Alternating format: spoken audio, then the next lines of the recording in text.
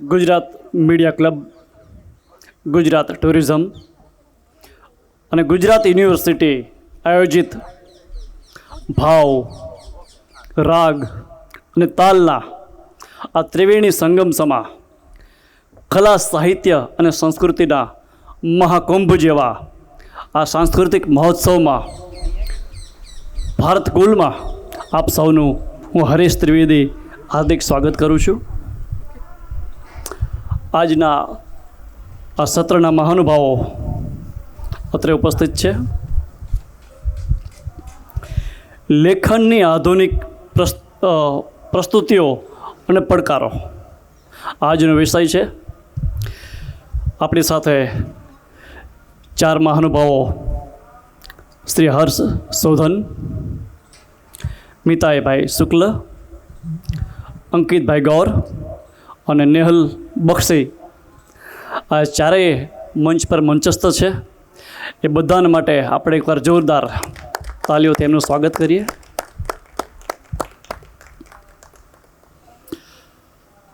હું હરદ્વારભાઈ ગોસ્વામીને વિનંતી કરું કે આપ હર્ષભાઈનું સ્વાગત કરો.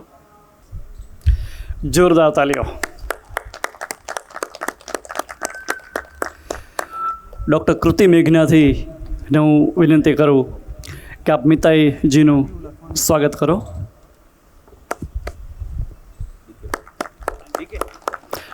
અને મિસ્ટર ધનંજય પટેલ, જેને બધા ડીકેના પ્યારા નામથી ઓળખે છે, એ ડીકે પટેલને વિનંતી કરું કે આપ અંકિત ગૌરનું સ્વાગત કરો.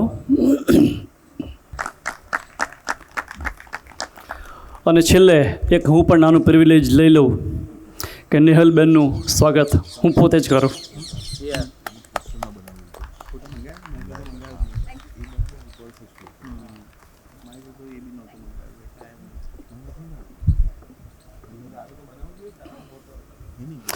એકચ્યુઅલી આ ફિલ્ડ છે ને બહુ લેખનનું બહુ નાનું હોય છે.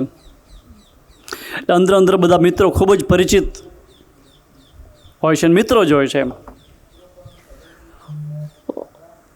એટલે આપણે એવી રીતે કરીશું કે એક પહેલો પરિચય, કારણ કે એમને માણવાની આપણી મજા ગુમાવી નથી, એક પણ તક એમને માણવાની ચૂકવી નથી. એટલે પરિચયમાં પહેલો પરિચય હું આપીશ. બાકીના પરિચય મિત્રો જ એકબીજાનો આપશે, કારણ કે ખૂબ જ પરિચિત મિત્રો છે, મારા કરતાં પણ વધારે એકબીજાને ઓળખે છે. તો હું વચ્ચે અડચણરૂપે નહીં બનું. તો સૌથી પહેલાં મિસ્ટર હર્ષ શોધન. હર્ષભાઈ છેલ્લા 15 વર્ષથી, એટલે 2010થી કોલેજના સમયથી યુથ ફેસ્ટિવલમાં રંગમંચની સફર એમને શરૂ કરી છે, જે આજે પણ અવિરત ચાલે છે. ખાસ બહુ મહત્ત્વની બાબત, તેમના પપ્પા દિલ્હીમાં રંગકર્મી હતા અને એમની વિરાસત એમને ચાલુ રાખી અને મચાન નામની થિયેટર કંપની, મચાન નામના બેનર હેઠળ એમના નાટકો પ્રસ્તુત કરતા હતા અને એ જ મચાનને એમને આગળ વધાર્યું.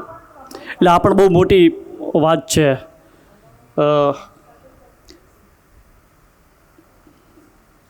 એ ફરીથી એમને રિવાઇવ કરીને છેલ્લા 10 વર્ષમાં એમને 14 નાટકો કર્યા અને બધા મૌલિક, એકબીજાથી અલગ અલગ. દરેક નાટકના અનોખા અને મૌલિક પ્રયોગો કર્યા અને માત્ર ને માત્ર મૌલિકતા એ જ એમની યુએસપી, યુનિક સેલિંગ પ્રપોઝિશન જે કહેવાય ને, યુએસપી, કે વિશેષતા શું, દરેક પ્રોડક્ટની એક વિશેષતા હોય. તો આમની વિશેષતા તો મૌલિકતા, માત્ર ને માત્ર મૌલિકતા. એમ જે પ્રોડક્શનને જે લાગુ હોય લાગે, ખર્ચને જે લાગુ હોય લાગે, કોઈની કંઈ ચિંતા કરવા નહીં. મને મનમાં આવે છે અને આ કરવા જેવું છે તો કરવું જ. આ જ પ્રતિબદ્ધતા, આ જ કમિટમેન્ટ સાથે કામ કરવું એ બહુ મોટી યુએસપી છે. તેમના નાટકો શુભારંભ, નામે બોલો અઘરું લાગે, યુયુત્સુ, બંબઈ, સત્રા કે ચૂહે ખૂબ જ સફળ રહ્યા છે. એમાં એક નાટક શુભારંભ તમે માન્યું છે અને બાકીના મને હું ઈગર છું એ જોવા માટે. 2019થી અત્યાર સુધીમાં એમને 19-25 સ્ક્રીન રાઇટિંગ એટલે ફિલ્મ લેખન, સિરિયલ લેખન, વેબ સિરીઝ લેખન આ બધું પણ રૂપેરી પડદે પણ એમને લખવાનું ચાલુ કર્યું છે. અત્યાર સુધીમાં 6 ફિલ્મો લખી છે. એ આગામી સમયમાં આપણે રાહ જોઈશું એ ફિલ્મોની. એ બસ એ વેળા આવી રહી છે ટૂંકમાં. ઓહો ગુજરાતી પર એમની કડક મીઠી નામની એક જે વેબ શો હતો એ પણ બધાએ ખૂબ માણ્યો છે. વચ્ચે એક બહુ સરસ ફિલ્મ આવી હતી, વસીકરણ ઉપર વશ એમનો કોન્સેપ્ટ પણ એમનો આપ્યો હતો. અને આના ઉપરથી અજય દેવગણે શૈતાન નામની ફિલ્મ બનાવી હતી. એટલે આવી મહાન વિભૂતિઓ આપણી વચ્ચે છે. એટલે આપણને ખૂબ જ મજા આવશે. હું બહુ ઇન્ટરપ્શન નહીં કરું, ગેરંટી સાથે કહું છું. એમને આપણે માણીશું. જ્યાં જરૂર હશે ત્યાં વેક્યુમ તરીકે હું આવી જઈશ. વેક્યુમ પૂરાશે ત્યાં જે જરૂર પડશે ત્યાં. તો હર્ષભાઈ આપ પ્લીઝ આવો અને આજને આ શુભારંભ કરો. નમસ્કાર, અવાજ આવી રહ્યો છે? મારું નામ હર્ષ છે, જેમ સાહેબે જાણ કરી. હું બીજા પેનલ મેમ્બરની જરાક ઓળખાણ કરાવી દઉં. મારી બિલકુલ બાજુમાં બેઠા છે મિતાઈ શુક્લ છે. વર્ષો રેડિયોમાં કામ કરેલું છે અને ત્યારબાદ એ ત્યાં પણ લખવાનું જ કામ હતું અને ત્યારબાદ એ ફિલ્મોમાં આવ્યા અને તમે ફિલ્મો માણી હશે. લવની ભવાઈ અને હમણાં રિસેન્ટલી ઓમ મંગલમ સિંગલમ કરીને એક સુપરહિટ ફિલ્મ આવી છે. એ ફિલ્મના 2 લેખકોમાંથી એક લેખક મિતાઈભાઈ છે, તો એમના માટે તાલીઓ. Thank you. હું બંને તરફ થિયેટરના બહુ જ સારા રાઇટર ડિરેક્ટર્સની વચ્ચે બેઠો છું. મારી બાજુમાં જેમને મારે ઇન્ટ્રોડ્યુસ કરવાના છે એ છે અંકિત ગૌર. અંકિતને હું ઘણા વર્ષોથી ઓળખું છું. અંકિત થિયેટરમાં નવા નાટકો, નવા લોકોની સાથે આજે પણ જે નવા નાટકો કરનારા લોકો છે એમાં એક હર્ષ છે, એમ એક અંકિત છે કે જે ગુજરાત માટે બહુ અગત્યનો રોલ એક મીડિયમ માટે પ્લે કરી રહ્યા છે. એમાં અંકિત ગૌરનું નામ છે. એની સાથે સાથે ફિલ્મોમાં ધૂનકી નામની એક ફિલ્મ, જો તમને યાદ હશે જ કે પ્રતીક ગાંધીની સાથે ધૂનકી નામની જે ફિલ્મ આવી હતી એના રાઇટર અંકિત ગૌર. અને હમણાં ઉડન છું કરીને એક ફિલ્મ આવી જેમાં દેવેન ભોજાણીની સાથે તમે તમારા ગમતા એક્ટર્સ આરોહીને ને બધાને જોયા હતા, એના પણ રાઇટર અંકિત ગૌર છે. એટલે થિયેટર અને ફિલ્મ એ બે સિવાય OTTમાં પણ જેમણે લખવાનું તો કામ કર્યું જ છે, ડિરેક્ટર તરીકે પણ કામ કર્યું છે. અને આ બધાની સાથે એ એક્ટર પણ છે કે જે અમુક ફિલ્મોમાં દેખાયા છે. એટલે એક્ટર, રાઇટર, ડિરેક્ટર એવા મલ્ટી રોલ્સ જે પ્લે કરી શકે છે એવા અંકિત ગૌર.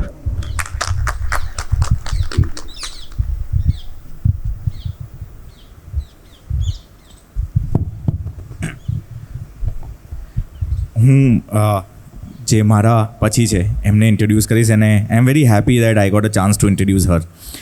કારણ કે આપણે ત્યાં જેટલા પણ લેખનના વોઇસીસ છે, એ સિનેમા હોય કે થિયેટર હોય, એમાં એક બહુ સ્ટ્રોંગ ફિમેલ વોઇસ નેહલ બક્ષી. એટલે બહુ ઓછી વાર એવું બનતું હોય છે કે જ્યાં તમારે વ્યક્તિના નામ કરતાં એમની કૃતિઓની નામ એટલા પોપ્યુલર હોય. એટલે લવની ભવાઈ અને ઓમ મંગલમ સિંગલમ એને ગુજરાતી સિનેમામાં અત્યારના કન્ટેમ્પરરી સમયમાં બહુ પરિચય આપવાની જરૂર નથી.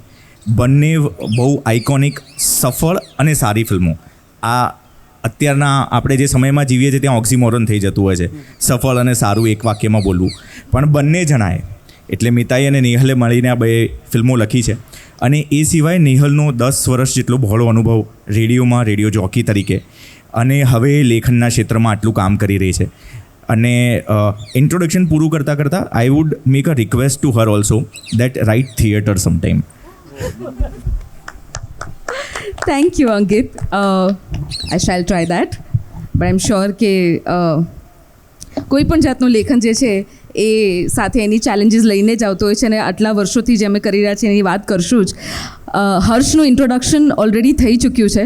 પણ જેમ અંકિતે કીધું કે આજે જ ઇનફેક્ટ 17 નવેમ્બર અમારી પહેલી ફિલ્મ 7 વર્ષ પહેલાં લવની ભવાઈ આજના દિવસે રિલીઝ થઈ હતી. એટલે એને આટલા વર્ષો થઈ ગયા પણ એની પહેલાંનું મારું રેડિયોનું ડેકેડ જે છે એ આજે થોડું જાગૃત થઈ ગયું છે બિકોઝ અમે બેઠા બેઠા એક રૂમમાં લખતા હોઈએ છીએ પણ બોલવાનું હમણાં ઓછું થઈ ગયું છે. તો હું બકાયદા હર્ષ શોધન માટે છે ને મને એને ફરી ઇન્ટ્રોડ્યુસ કરવો છે. મારે એના માટે એક બહુ ઇન્ટરેસ્ટિંગ વાત તમારી સાથે શેર કરવી છે કે તમે થિયેટર રાઇટિંગ ફિલ્મ રાઇટિંગ ની વાતો તો તમે એના વિશે સાંભળી છે, એનો એક્સપિરિયન્સ વિશે સાંભળ્યું, પણ એને મને એવું પણ કીધું કે 10 વર્ષ માટે ફિઝિક્સનો ટીચર રહી ચૂક્યો છે, છોકરાઓને ફિઝિક્સ ભણાવે છે. તો મને એવું થયું કે કાર્લો રોવેલી જે બહુ વર્લ્ડ રિનાઉન્ડ ફિઝિસિસ્ટ છે અને ફિઝિક્સની અને ક્વોન્ટમ ફિઝિક્સની વાતો એ જાણે કવિતા લખાતી હોય ને એવી રીતે એની વાતો કરતા હોય છે. એમનો એક બહુ જ સિમ્પલ સેન્ટેન્સ છે જે મને હર્ષશોધન માટે બહુ ફીલ થાય છે અને એ છે કે the world is strange but simple. એવું જ આનું કંઈક મન અને મગજ બંને છે. કારણ કે એક બાજુ એ બંબઈ સત્રા કે ચૂહે નામના નાટકમાં ધારાવીના સેટઅપમાં એ લોકોના એક્ઝિસ્ટન્સના ખૂબ ક્રૂર પ્રશ્નો સાથે ડીલ કરે છે. કોઈ પણ કિંમત પર આગળ વધવા માંગતા લોકોના ગ્રે એરિયાઝ વિશે વાતો કરે છે. તો બીજી બાજુ એક વેબ સિરીઝમાં પેલી મા દીકરી વાતો કરે ને હા બોલ એમ વાત કરતાં કરતાં એ લોકો એકબીજાને જીવતાએ શીખવાડી દે ને વારસો એ અપાઈ જાય but they are not aware of it. ખૂબ એન્ટરટેનિંગ અને રિલેટેબલ વેમાં આખો એપિસોડ નીકળી જાય ને એ રીલ્સ હજી પણ તમારા ઇન્સ્ટાગ્રામ સુધી પહોંચે છે કડક મીઠી. જો તમે ના જોયું હોય તો પ્લીઝ જોજો. એટલે આ એક બ્રેન જે આ બંને અને ખૂબ બધું વિચારી શકે છે દેટ ઇઝ હિમ. અને એ થિયેટરની સાથે લગભગ 6 ફિલ્મ લખીને બેઠો છે જે આપણને નેક્સ્ટ યરથી હોપફુલી આપણે એ બધી ફિલ્મો જોશું. જ્યારે ફિલ્મ રાઇટિંગની વાત આવે ત્યારે પડકારો કે ચેલેન્જીસ એ શબ્દ એટલે સાથે બાય ડિફોલ્ટ લખવો પડે બિકોઝ આની 6 ફિલ્મો બહાર આવવાની બાકી છે. એટલે થિયેટરનું ખૂબ એસ્ટાબ્લિશ્ડ બટ ફિલ્મ રાઇટિંગમાં I think a very exciting and versatile promise is હર્ષશોધન.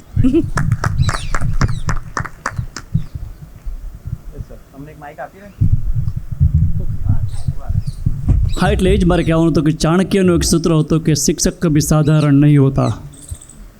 એટલે હર્ષભાઈએ સાબિત દરેક માટે લાગુ નથી પડતું પણ ઘણા શિક્ષકો એવા ખરેખર હોય છે કે અસાધારણ હોય છે અને એ અસાધારણ શિક્ષકો પાસેથી બાકીના શિક્ષકોએ પણ શીખવું જોઈએ કે કઈ રીતે આપણે જ્યાં પણ આપણી પાસે છીએ તે આપણી જે ચીજ છે આપણા ઇનર જે આપણે ઇનર કન્ટેન્ટ જે છે એને બહાર કેમ દુનિયા સુધી લાવવું હર્ષભાઈએ પ્રૂવ કરી દીધું છે. તો હર્ષભાઈ આપની જ વાતથી શરૂઆત કરો કે આધુનિક રાઇટિંગ જે છે એના પડકારો પ્રસ્તુતિ અને પડકારો વિશે આપનો શું વિચારો છે? જ્યારે આ શબ્દ આવે છે આધુનિક લખાણ એટલે આધુનિક રાઇટિંગ તો એનું અંગ્રેજી થાય કે મોડર્ન રાઇટિંગ. તો મોડર્નની પહેલાં તો વ્યાખ્યા નક્કી કરી લેવી પડશે કે મોડર્નની વ્યાખ્યા શું થાય. સમય સાથે ચાલતું એને આપણે મોડર્ન કહીશું કે 1970ના સમયમાં જે ચાલતું હોય એ લખો એટલે ત્યારે મોડર્ન થઈ જાય. 1990માં લખો એ સમયનું તો એ મોડર્ન થાય. એવી રીતે તમે 2024માં જે ચાલતું હોય જે આજુબાજુના પ્રશ્નો હોય જે તમને દેખાતા હોય તમે એના વિશે વાત કરો એટલે એ મોડર્ન થઈ જાય. હવે પ્રોબ્લેમ એવો હોય છે કે જ્યારે પડકારોની જો ખાસ વાત કરીએ તો સૌથી મોટો પડકાર તો હોય છે કે 90% લોકો પાસે અવલોકન નથી કે 2024માં પડકારો કયા છે. કારણ કે ખૂબ જરૂરી છે કે તમે પોતાની વાત કરો, તમને સમાજમાંથી જે વસ્તુઓ અડી રહી છે અને નડી રહી છે એ વિષય પર જો તમે વાત નહીં કરી શકો તો તમારે એવું કરવું પડશે કે 2010માં આવેલી એક ફિલ્મની રીમેક બનાવવી પડશે. 1990માં લખાયેલી એક કૃતિને તમારે સિનેમાના પડદે કે પછી બીજે ક્યાંક ઉતારવી પડશે. એવું કહીને કે આ વાર્તા તો યાર બહુ ગજબ છે અને કન્ટેમ્પરરી રહે છે એમ. તો જો એ વાર્તા સારી છે ને તો એ કન્ટેમ્પરરી જ રહેવાની કારણ કે સારી કૃતિઓ ટાઈમલેસ થઈ જાય. એ ટાઈમલેસ જ થાય. તમે શોલે આજે પણ જુઓ તો એ મજા જ આવે છે, ટાઈમલેસ છે. પણ શોલેની જેમ આજે ફરી ન બનાવાય. એમાં ઘણી વસ્તુઓ બદલવી પડે છે, આજના સમયને અનુરૂપ હોવી જોઈએ. તો મારા માટે મને એવું લાગે છે કે સૌથી મોટો પડકાર પ્રથમ પડકાર લખાણમાં અવલોકનનો છે, ઓબ્ઝર્વેશનનો છે. અને આઈ થિંક બીજા ઘણા બધા લોકો એડ કરશે. તો મને એવું લાગે છે કે સૌથી મોટો પડકાર છે અવલોકન, ઓબ્ઝર્વેશન કે અત્યારે શું ચાલી રહ્યું છે, શું મારા પ્રશ્નો છે અને હું બીજાની વાત કીધા કરતાં મને જે નડે છે કે અડે છે એ વાત કહું. મને એવું લાગે છે. અને ઇફ આઈ મે એડ જેમ આધુનિક એટલે કે મોડર્ન પ્રેઝન્ટ ડે અથવા તો રેલિવન્ટ જેમ કીધું કે અત્યારનું તો એ રાઇટિંગમાં પણ બે રીતે અપ્લાય થઈ શકે છે. એક હોય કે આધુનિક સબ્જેક્ટ છે, એટલે કે આ સમયની વાત છે. જેમ અત્યારના પણ આપણે ખૂબ બધી જૂની ફિલ્મો થિયેટરમાં રિલીઝ થઈ રહી છે. ઘણી વખત આપણું કમ્ફર્ટ વ્યૂઇંગ એ આપણા 90s ને 2000sની મૂવી આપણે પિક્ચરો જ્યારે જોતા હોઈએ તો ઘણી વખત એનો પ્લોટ જોઈને તમને એવું થાય કે ઓ આ તો આ ટાઈમમાં બની જ ન શકે, બસ એક સ્માર્ટફોન હોત હાથમાં તો આ સ્ટોરી જ ના હોત. વાય? બિકોઝ એ પ્રકારનું આધુનિક છે કે એ સમયને બિલોંગ કરતું હતું. અને અત્યારનો સમય જે છે તો એમાં દિબાકર બેનર્જી LSD-2 બનાવે, જેમાં અત્યારના આ ઇન્ટરનેટ અને એનો થાક અને એનો ઓવરવેલ્મ ખાસ કરીને યંગસ્ટર્સમાં કઈ રીતે લોકોને અફેક્ટ કરી રહ્યું છે, તો એ પણ આધુનિક છે. પણ સાથે સાથે આધુનિક ગ્રામર પણ હોઈ શકે, જેમ રાઇટલી એઝ યુ સેડ કે સબ્જેક્ટ ટાઈમલેસ હોય, ઇમોશન્સ ટાઈમલેસ હોય. અમે બધા જ એમ શ્યોર કે ક્યાંક ને ક્યાંક એવો કોન્શિયસલી ને સબકોન્શિયસલી પ્રયત્ન કરતા હોય છે કે અમારા સ્ટોરીઝ થકી અમે એવા ઇમોશન્સ સુધી પહોંચી શકીએ જે યુનિવર્સલ છે, જે ટાઈમલેસ છે, જે બધા જ અનુભવ કરતા હોય. પ્રેમની લાગણી હોય કે જેલસીની લાગણી હોય કે જે આ ચેલેન્જીસની લાગણી હોય, તો એ બધી જ યુનિવર્સલ લાગણીઓ સુધી આધુનિક વેમાં પહોંચવું. તો આઈ થિંક એનું એક્ઝામ્પલ અત્યારના ઓસ્કરમાં ચાલતી લાપતા લેડીઝ છે કે એ સ્ટોરી છે જ્યારે ફોન પણ ત્યારે એક્ઝિસ્ટન્સમાં નહોતા, એ સમયની સ્ટોરી, પણ એ લખાઈ એવી રીતે અત્યારના ગ્રામર પ્રમાણે કે અત્યારના લોકો કયા પ્રકારની ફિલ્મો જેમાં ગીતો છે નથી, એની લેન્થ શું છે, કઈ રીતે લોકોને તમે તમારી સ્ટોરીમાં ઇન્વોલ્વ કરી શકતો. તો એ આધુનિક ગ્રામરમાં ટાઈમલેસ સ્ટોરી લખવી અથવા તો આધુનિક સબ્જેક્ટ વિશે લખવી, એ બંને રીતે આઈ થિંક રેલિવન્સની વાત થતી હોય છે. એટલે અને ખાસ કરીને એના પડકારો, એના ચેલેન્જ મને ક્યારેક ઓબ્ઝર્વેશનમાં એવું થતું હોય છે, ખાસ કરીને ગુજરાતી ફિલ્મોમાં. કારણ કે અત્યારના આપણે હિન્દી ફિલ્મો બહુ માત્રામાં ઓબ્વિયસલી કન્ઝ્યુમ કરી છે ને કરશું જ, અને 400 રૂપિયાની ટિકિટ પણ લેતા હોઈએ છીએ. પણ એમાં હું અત્યારના ઓબ્ઝર્વ કરું તો કેવી ફિલ્મો બની રહી છે, વધારે ફિલ્મો કરતાં પ્રપોઝલ્સ બનતી હોય એવું વધારે લાગે. અત્યારના સ્ટોરી કરતાં સ્કેલ લખાય છે એવું વધારે ફીલ થાય. કાં તો હિસ્ટોરિક બની રહી છે, એસ્કેપિસ્ટ સિનેમા ફરી બનતું હોય જાણે, એવા પ્રયત્નો થઈ રહ્યા છે. બહુ ડેસ્પરેટ અટેમ્પ્ટ કે કઈ ફિલ્મો કરોડો રૂપિયા કમાશે એવું ખૂબ હિન્દી ફિલ્મોના થિયેટરમાં રિલીઝ થતી ફિલ્મોના સબ્જેક્ટ્સમાં દેખાય. તો ત્યારે મને એવું લાગે છે કે ગુજરાતી અને ખાસ કરીને રિજનલ ઇન્ડસ્ટ્રીમાં બહુ જ સરસ સ્ટોરીઝનો સ્કોપ વધી ગયો છે. બિકોઝ આપણે અત્યારના પણ આઈ થિંક બધી ફિલ્મો, બધી ભાષાની ફિલ્મો એ પિચ જ છે કે પ્લીઝ તમારા પૈસા અમારા માટે ખર્ચો, તમારો અટેન્શનને લાયક અમે કંઈક બનાવ્યું છે. તો ગુજરાતી ફિલ્મો અને ખાસ કરીને રાઇટર્સ તો એવું અટેમ્પ્ટ કરી જ રહ્યા છે, ને અત્યારે એનો વધારે સ્પેસ છે કે we come out with more and more beautiful stories. એક સમયમાં જ્યારે ફેમિલી ફિલ્મ કે માત્ર હ્યુમરસ ફિલ્મો બને છે ગુજરાતી ફિલ્મ્સમાં, એવું અમુક વર્ષો પહેલાં જેના માટે જણાતી, તો આઈ થિંક હવે ખૂબ બધા જોનર્સ બની રહ્યા છે. એ જોનર્સ બહુ જ ઓપન થઈ રહ્યા છે. હોરર બની રહ્યું છે ને થ્રિલર બની રહ્યું છે ને રોમેન્સ તો ખેર બને જ છે. તો આઈ થિંક કે એમાં રાઇટર્સની રિસ્પોન્સિબિલિટી અત્યારના વધી ગઈ છે કે તમે એવી કોઈ સ્ટોરી લઈને આવો, આધુનિક સ્ટોરી અથવા તો આધુનિક ગ્રામરથી લખાયેલી કોઈક બહુ યુનિવર્સલ સ્ટોરી કે રિજનલ સિનેમા તમને એવી ફ્રેશનેસ આપી શકે કે આમાં મજા આવી. આ બધું જેટલું OTTનો નોઇઝ છે, જેટલી હિન્દી ને ઇન્ટરનેશનલ ફિલ્મો બની રહી છે, એ બધામાં ક્યાંક ને ક્યાંક વી try to make that kind of story જેમાં તમારું અટેન્શન અમને મળે. તો એમાં આઈ થિંક એ પડકાર બહુ મોટો છે અને અમારા માટે બહુ જ ચેલેન્જિંગ હોય છે.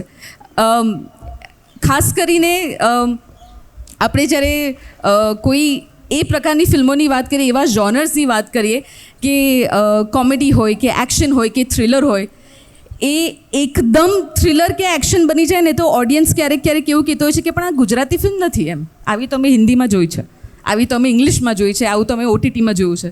અને તો તમે સાવ ગુજરાતી ફિલ્મ બનાવો, મિનિંગ કે ગુજરાતી કલ્ચર જે પોપ્યુલર એન્ટરટેનમેન્ટમાં આપણે જે રીતે બતાવવામાં આવ્યું છે એ પ્રકારની ફિલ્મ બનાવો તો ઓડિયન્સ એવું થાય કે તમે એકનું એક કરો છો.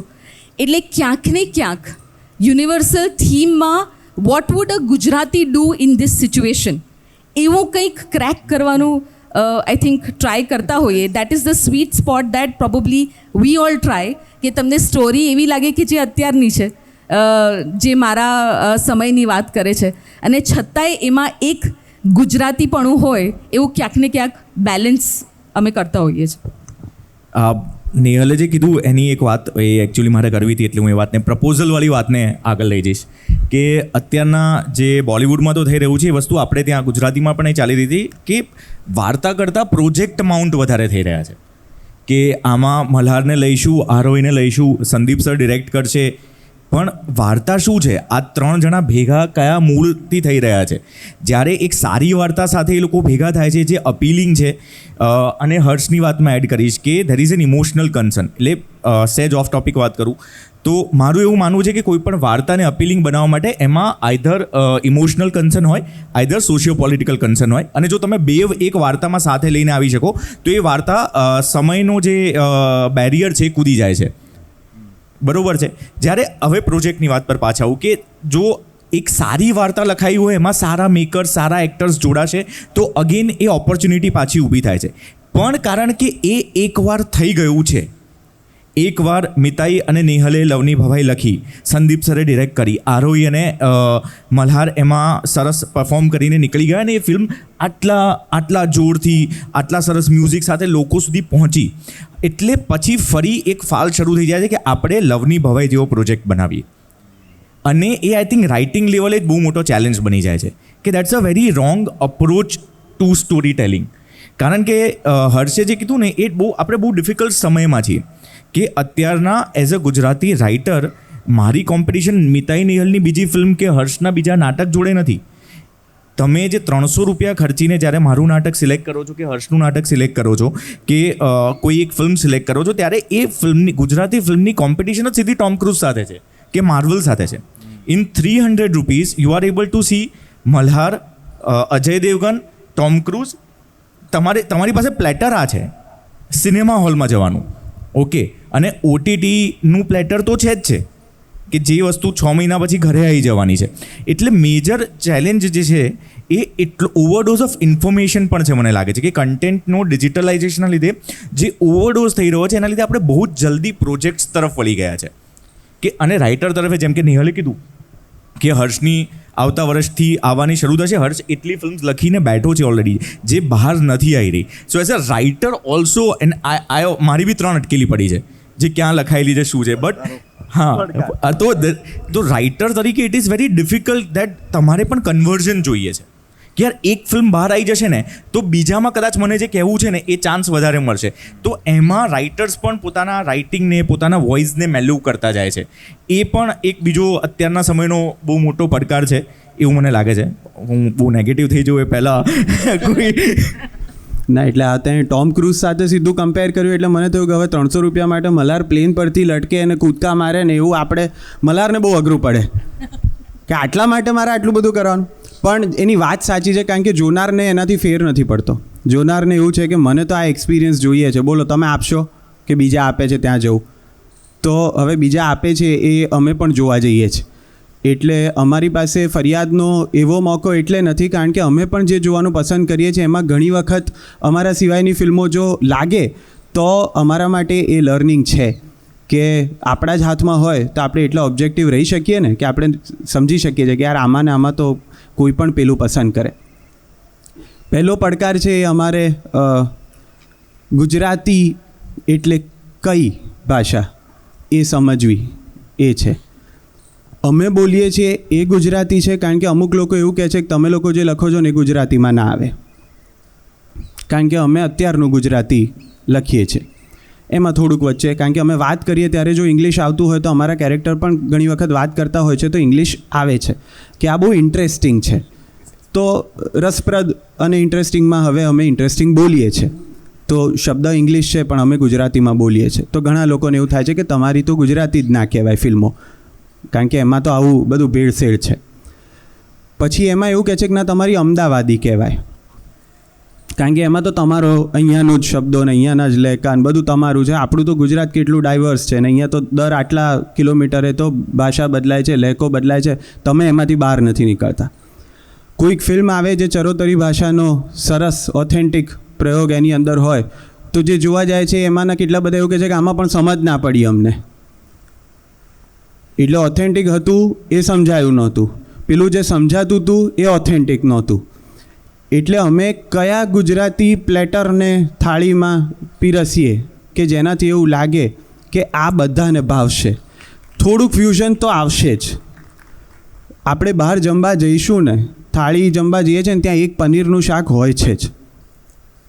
એ ચણા આપે જ છે, બટાકાનું રસાવાળું શાક આપે છે, પણ એક પનીર મૂકી દે છે કારણ કે એને ખબર છે કે સાલું કોઈ એક જણ આવશે ને જે મહેમાન હશે, એ એવું કહેશે કે મારે તો યાર ખાવું તો આ તો બધું ઘેર ખાઈએ છે. તો અમે જે બનાવીએ છીએ એમાં સૌથી મોટો પડકાર એ છે લખતી વખતનો કે આમાં આ ગુજરાતી એ ગણાશે ને ગુજરાતી તરીકે. હવે આવું જો દરેક શબ્દે અથવા દરેક લાઈન ઉપર જો સવાલ અમે કરીએ તો વાર્તા પૂરી જ ના થાય. એટલે અમારે એવું સમજી લેવું પડે કે અમને સમજાય છે, પછી બીજું ડિરેક્ટર છે એને સમજાય છે, તો આપણે આગળ વધીએ. કારણ કે અમે અમારા પડકાર જ પહેલાં સોલ્વ કરીએ છીએ. બીજું અમે ઓડિયન્સને સમજવાનો પ્રયત્ન કરીએ છીએ દરેક ફિલ્મ પછી કે એવું શું આવે છે કે જેનાથી એમને મજા પડે એવું કંઈક મળે છે, એવી કઈ વાત છે કે જેની સાથે એ લોકો કનેક્ટ કરે છે. કારણ કે જેમ ફિલ્મોમાં ભાગ પડે છે અર્બન અને રૂરલ, આપણે ત્યાં એવી આર્ગ્યુમેન્ટ છે કે ના ફિલ્મો તો ફિલ્મો છે, એના ભાગ ના પડવા જોઈએ, પણ જે છે એ ભાગ મનમાં તો છે જ. કે અમુક વસ્તુઓ બતાવો તો એવું કહે છે કે હવે આ તો બધું ડેટેડ છે, હવે આજના ટાઈમમાં બી અમારે આવું જોવાનું. બહુ મોડર્ન આવે તો એવું છે કે આ આપણા સંસ્કાર છે ગુજરાતના. તમે યાર દારૂના સીન વગર તો સાલું એક સીન તમારી પિક્ચરનો પત્તો નથી. એટલે કદાચ અમને એવો વિચાર આવે કે સાલું અમારી આજુબાજુ એમ અમુક લોકો છે કે જે કદાચ થોડુંક આલ્કોહોલ કન્ઝ્યુમ કરે છે. યુથને અમે જોઈએ તો કદાચ એ પણ કન્ઝ્યુમ કરે છે, એ પોતપોતાની રીતે કરતા હશે. જે લીગલ નથી લીગલ એવી જો આર્ગ્યુમેન્ટમાં પડવા જઈએ ને તો મર્ડરવાળી ને એક્શનવાળી પિક્ચરો થવી જ ના જોઈએ. કારણ કે મર્ડર લીગલ નથી, ચોરી લીગલ નથી, તો શું ફિલ્મો નહીં બનાવવાની?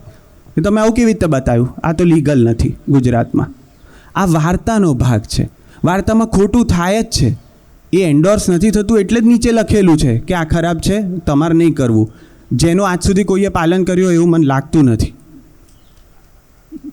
તો આ જે એક રિસ્પોન્સિબિલિટી લખતી વખતે અલગ અલગ વસ્તુઓની લેવાની આવે છે ને, એ સૌથી મોટો પડકાર છે કે જો આ બધા જ ઓડિયન્સના સવાલોના જવાબ અમે આપવા જઈશું ને તો વાર્તા કહેવાની રહી જશે. અમુક વસ્તુઓ થાય છે. અમિતાભ બચ્ચન જ્યારે પેલા અરીસા ઉપર બેન્ડેડ મારે છે ને, એને વાગ્યું છે ત્યારે તમને એ આઇકોનિક મોમેન્ટ યાદ રહી જાય છે કે આ માણસને સેન્સ નથી કે એને વાગ્યું છે અહીંયા ને એ અરીસા ઉપર બેન્ડેડ મારે છે. કારણ કે એની સેન્સીસમાં નથી. એ સીન મળે જ ત્યારે જ્યારે તમે એને એ સેન્સીસ વગરનો થવા દો. તો અમે પ્રયત્ન કરી, અમે અમિતાભ બચ્ચનવાળો સીન લખીએ છીએ એવી કોઈ વાત આમાં કરી જ નથી હો. અમારો પ્રયત્ન છે કે એવા 2-3 એવરેજ સીન લખશું તો કદાચ એક દિવસ તો ત્યાં પહોંચીશું. કારણ કે આ તો પગથિયા છે. અમે પણ દરેક ફિલ્મને એ રીતે જોઈએ છે કે અમને પહેલામાં કંઈક શીખવા મળશે, બીજામાં મળશે અને ત્રીજામાં મળશે. અને ઓડિયન્સ પાસેથી જે શીખીએ છીએ એમાંનું ઘણું બધું ઇમ્પ્લિમેન્ટ પણ કરીએ છીએ. એવું નથી કે જે બી આવે છે ફીડબેક એ ખોટો આવે છે. અમારો પડકાર એ છે કે દરેક વખતે નવા ફીડબેક આવે છે. એટલે 2ને આન્સર કરો ને 3 બીજા આવે છે. એમાં ભાષા અને પસંદગી એ બંનેની વચ્ચે અમે અત્યારે ક્યાંક પ્રયત્ન કરી રહ્યા છીએ ફિટ કરવાનો. મિતાઈએ બહુ સરસ રીતે સમઅપ કર્યું. હું ખાલી એક વાત એડ કરી દઈશ કે મિતાઈએ જે કીધું ને કે આટલા બધા પડકારો અને અમે આવું લખવાનો પ્રયત્ન નથી કરતા. સૌથી મોટો પડકાર બીજો એક જે છે ને એ છે કે અમે દરેક ફિલ્મે નવા રાઇટર છીએ. જેવી વાર્તા બદલાય ને એટલે અમારો એક્સપિરિયન્સ ત્યાં એ કદાચ ક્રાફ્ટ સાથેનો આવે છે, પણ એ વાર્તા સાથેનો અમારો અનુભવ તો નવો થઈ જાય છે. એ ફરીથી શૂન્યથી એ કેરેક્ટર્સ બનાવવાના, એ વિશ્વ બનાવવાનું. સો કદાચ તમે પહેલાં બનાવી લીધું છે એનો ક્રાફ્ટ્સમેનનો થોડો અનુભવ આવે છે. બાકી you are a new writer with every film or every play. જે એક્સેપ્ટ કરવું કદાચ મને લાગે છે કે પહેલાં અમારા પક્ષે જ બહુ અઘરું હોય છે કે હવે આ નવી વાર્તા છે, નવો વિશ્વ છે, આપણે આગળ જે કર્યું છે ભૂલીને હવે આ વિશ્વ લખવાનું છે. આઈ થિંક એ પણ એક બહુ ઇન્ટરનલ ચેલેન્જ છે અત્યારના સમયની. એક પડકારની અંદર જો વાત કરતા હોઈએ તો હું અને અંકિતભાઈ તો ખાસ એ છેલ્લા 10 વર્ષથી એક જ પ્રકારનો સર્ટન પડકાર અમે સહન કરી રહ્યા છીએ. અને પડકાર એવો છે કે ગુજરાત અને મહારાષ્ટ્ર આ 2 જગ્યા પર જો તમે નાટક કરવા માંગતા હો તો તમારે એનું સર્ટિફિકેટ કઢાવવાનું હોય છે. એટલે એનું સેન્સરશિપ તમારે લેવાની હોય છે. જેમ ફિલ્મમાં સ્ટાર્ટિંગમાં સર્ટિફિકેટ આવે એ રીતે ગુજરાત અને મહારાષ્ટ્ર આ 2 જગ્યા પર તમે જો નાટક કરો તો આગળ એક સેન્સરશિપ સર્ટિફિકેટ આવે. હવે નાટક ઘણા એવા હોય કે જેમાં તમે ખાલી પત્નીની મજાક ઉડાવતા હોવ તો એમાં સેન્સરશિપની જરૂર નથી, કારણ કે આપણી પત્ની છે, એની જેટલી મજાક ઉડાવી હોય ઉડાવી શકાય એવું ઘણા નાટકો કહે છે, તો એમાં સેન્સરશિપની જરૂર નથી. પણ એવા ઘણા નાટકો છે જેમાં હું સમાજની એકદમ સાચી વાત કહેતો હોઉં, જે મને રોડ પર ફૂટપાથ પર એક કપલ બાજતું હોય અને જે ભાષામાં બાજતું હોય, મારે જો એ ભાષાને થોડી જ મેલો ડાઉન કરીને બતાવી હોય તો એ પાસ ન થઈ શકે સેન્સરશિપમાં. એનું કારણ છે, કારણ કે જો તમે એ વસ્તુ બતાવશો મંચ પરથી તો એનાથી સમાજ બગડી શકે છે. સમાજ બગડેલો જ હતો એટલે નાટક મળ્યું. ખ્યાલ આવ્યો? એ મારા કરવાથી નથી બગડ્યો, એ હતું, મેં જોયું, એ પ્રકારનો જ હતો એટલે મને થયું કે આ 40 લોકોને ખબર છે, હું હવે 400ને કહી દઉં. હું ખાલી મેગ્નિફાઈ કરી રહ્યો છું અને એનો ખાલી પ્રયત્ન છે. પણ આ પ્રોસેસમાં છેલ્લા 10 વર્ષથી અમે તો સખત સહન કરીએ છીએ કે ભાઈ સેન્સરશિપ કઢાવવી પડતી હોય છે. અને સેન્સરશિપનું મૂળ કામ એટલું હોય છે કે તમને જાણ કરે પ્રેક્ષકોને કે આ અડલ્ટ છે, એટલે 18 વર્ષની ઉપરના જોશે, કે આ 18 વર્ષની નીચેના જોશે, કે આ મા બાપની સાથે જુઓ કે પછી એકલાઈને પણ જુઓ. સેન્સરશિપનું કામ આટલું છે. એનું કામ તમને એ કહેવાનું નથી કે આ કાઢો, પેલું ના રખાય, આ ન રખાય.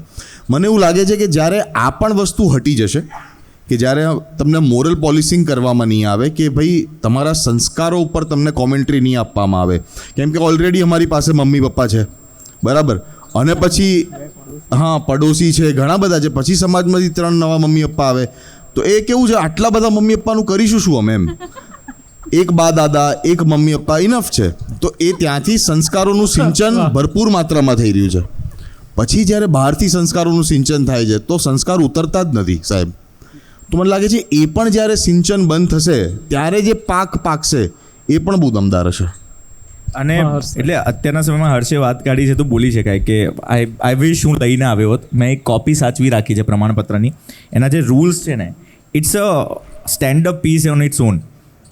એના જે નિયમો છે અત્યારના એના ઉપર વધારે ડાયસેક્ટ ના થઈએ, પણ બહુ જ ઇઝીલી ફ્રીમાં મળે છે કે તમે ક્યાંય જજો અને કહેજો કે અમારે નાટક કરવું છે, એના માટે પ્રમાણપત્ર લેવું છે, અને પછી પાછળના પાના ઉપર એના કંઈક 13 નિયમો છે કે તમને કયા કારણથી આ પ્રમાણપત્ર મળી શકશે. અને પ્રમાણપત્રમાં ઘણી વખત એવું થાય છે કે તમારી સ્ક્રિપ્ટ કદાચ અપ્રૂવ પણ થઈ ગઈ તો નીચે આવે કાપ સાથે, એટલે એમાં ડાયલોગ્સ, લાઇન્સ, શબ્દો આમ પેનથી અલગ માર્ક કરીને આપ્યા હોય. હવે એની સાથે મારી આર્ગ્યુમેન્ટ એ થાય કે યાર હું કોઈ એક જગ્યાને રેડ લાઇટ એરિયાની વાત કરી રહ્યો છું, ત્યાંની કમ્યુનિટીની વાત કરી રહ્યો છું, તો એ હું અત્યારના બોલું છું એવું સભ્ય ગુજરાતી કઈ રીતે બોલતા હશે? અને હું એવું લખીશ તો લોકો એક્સેપ્ટ કરશે કે ત્યાં જે કામ કરે છે, જે પિમ્પ છે, એ આ પ્રકારની ભાષામાં વાત કરતો હશે? એ આટલો ચોખ્ખો શ બોલી લેશે તો ત્યાં નાટક જ પતી જશે. પણ એ તો બહુ મોટી એક ચેલેન્જ અત્યારના પ્રમાણપત્રની તો છે જ. અને મહારાષ્ટ્રમાં બહુ મૂવમેન્ટ થઈ હતી એના વિશે. I think for 2.5 years veterans like Sunil sir and everyone tried, અને એમણે લોકોએ 2 વર્ષ કે 2.5 વર્ષ સુધી એ કંટ્રોલ કર્યું હતું, ને 2.5 વર્ષ એવા રહ્યા હતા કે જ્યારે એ પ્રમાણપત્ર બહુ લિબરલ થઈ ગયું હતું અથવા નહિવત થઈ ગયું હતું. પણ પછી પાછું એ 2-2.5 વર્ષમાં પાછું સ્થાપિત થઈ ગયું હતું ફરીથી. અને આપણે ત્યાં તો ક્યારેય એ ડિરેક્શન પર કામ જ નથી થયું, ના વિચારવામાં આવ્યું છે. Thank you. એક તો મારે એક સામાન્ય પ્રેક્ષકના પ્રતિનિધિ તરીકે એક વાત મૂકવી જોઈએ કે આપણે ટોમ ક્રૂઝને કે કોઈની સાથે કમ્પેરિઝન મારે ખ્યાલ કરવાની જરૂર છે જ નહીં. એ બધા એમની જગ્યાએ છે, આપણે આપણી જગ્યાએ છીએ.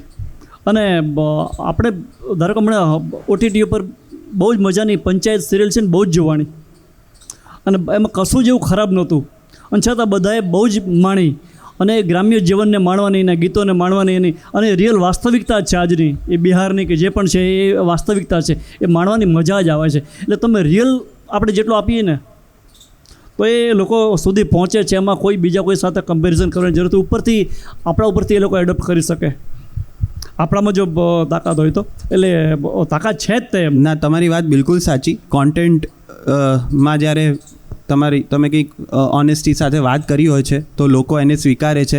એ વાતમાં એ વાત અમે માનીએ પણ છે. એ વાતે એમાં ઓડિયન્સે અમને ઘણી વખત એ સાચા પાડ્યા પણ છે એવું કરીને.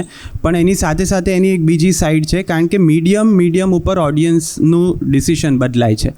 પંચાયત હું કાલે PVRમાં રિલીઝ કરું ને અને 300 રૂપિયાની ટિકિટ રાખું ને તો તમે નાચ જોવા જાઓ. કારણ કે 300 રૂપિયા ખર્ચીને તો મારે સિંઘમમાં 5 સ્ટાર મને એક સાથે મળે છે. વાહ. એમાં હું પંચાયતવાળો કે હવે આ એક ખુરશી ઉપર આખી વાત એણે 10 મિનિટ કરી છે કે આ ખુરશીનું શું કરશું. તમે ઓટીટી ઉપર જે કોન્ટેન્ટ કન્ઝ્યુમ કરો છો એના જ્યારે પૈસા નથી આપવાના ને ત્યારે તમે વધારે ઓપન છો જુદા પ્રકારની વાર્તા સાંભળવા માટે. કડક મીઠી એનું એક એક્ઝામ્પલ છે. અમે ડુ નોટ ડિસ્ટર્બ નામની એક સિરીઝ કરી છે જે ખાલી બેડરૂમમાં જ 2 જણાની વાતો છે, હસબન્ડ વાઈફની. એ થિયેટરમાં શક્ય જ નથી. એક કપલ એક બેડરૂમમાં 3 મિનિટ બી વાત કરે ને સળંગ તો ડિરેક્ટર નરેશન વખતે પરસેવો આવી જાય એને કે આ લોકો રૂમની બહાર 3 મિનિટથી નીકળ્યા નથી. આ 3 પાનાનો સીન થયો, ખબર છે ને તમને? એટલે આપણે કે હા પણ તમે જુઓ ને ફ્લો જે વાત કરી રહ્યા છે એ બધું બરાબર, પણ આ જ બધું એડિટર આવીને એવું કે સર એ 5 લાઈન મેં હો સકતા હતા. કારણ કે ત્યાં એને ખબર છે કે થિયેટરમાં બેઠેલો માણસ એ 4 મિનિટ સુધી આ લોકોની વાતો સાંભળવા માટે તૈયાર નથી, મનથી તૈયાર નથી. કારણ કે તૈયાર થઈને બહાર આવ્યો છે. હું બહાર નાઇટ ડ્રેસમાં ઓશિકા ઉપર મારા બેડમાં બેઠો બેઠો જોઉં ને ત્યારે તમે બી શાંતિ રાખો ને તો મને વાંધો નથી, કારણ કે મારે શાંતિ જ છે. અહીંયા હું બહાર છું ને ત્યારે મારે શાંતિ નથી, હું તો મજા કરવા આવ્યો છું. એટલે હું પાર્ટી કરવા આવ્યો હું ત્યારે તો બી પાર્ટી જ કરવાની.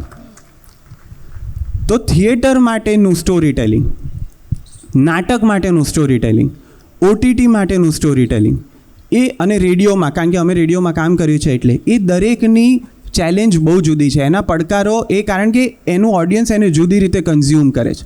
તમે છાપાનો આર્ટિકલ બી લઈને વાંચવા બેસો ને તો કોઈ 1, 2 લાઈન 3 લાઈન એવી થશે ને કે જેમાં તમે જો બહાર નીકળી ગયા ને વાતથી તમે આર્ટિકલ પૂરો નહીં કરો.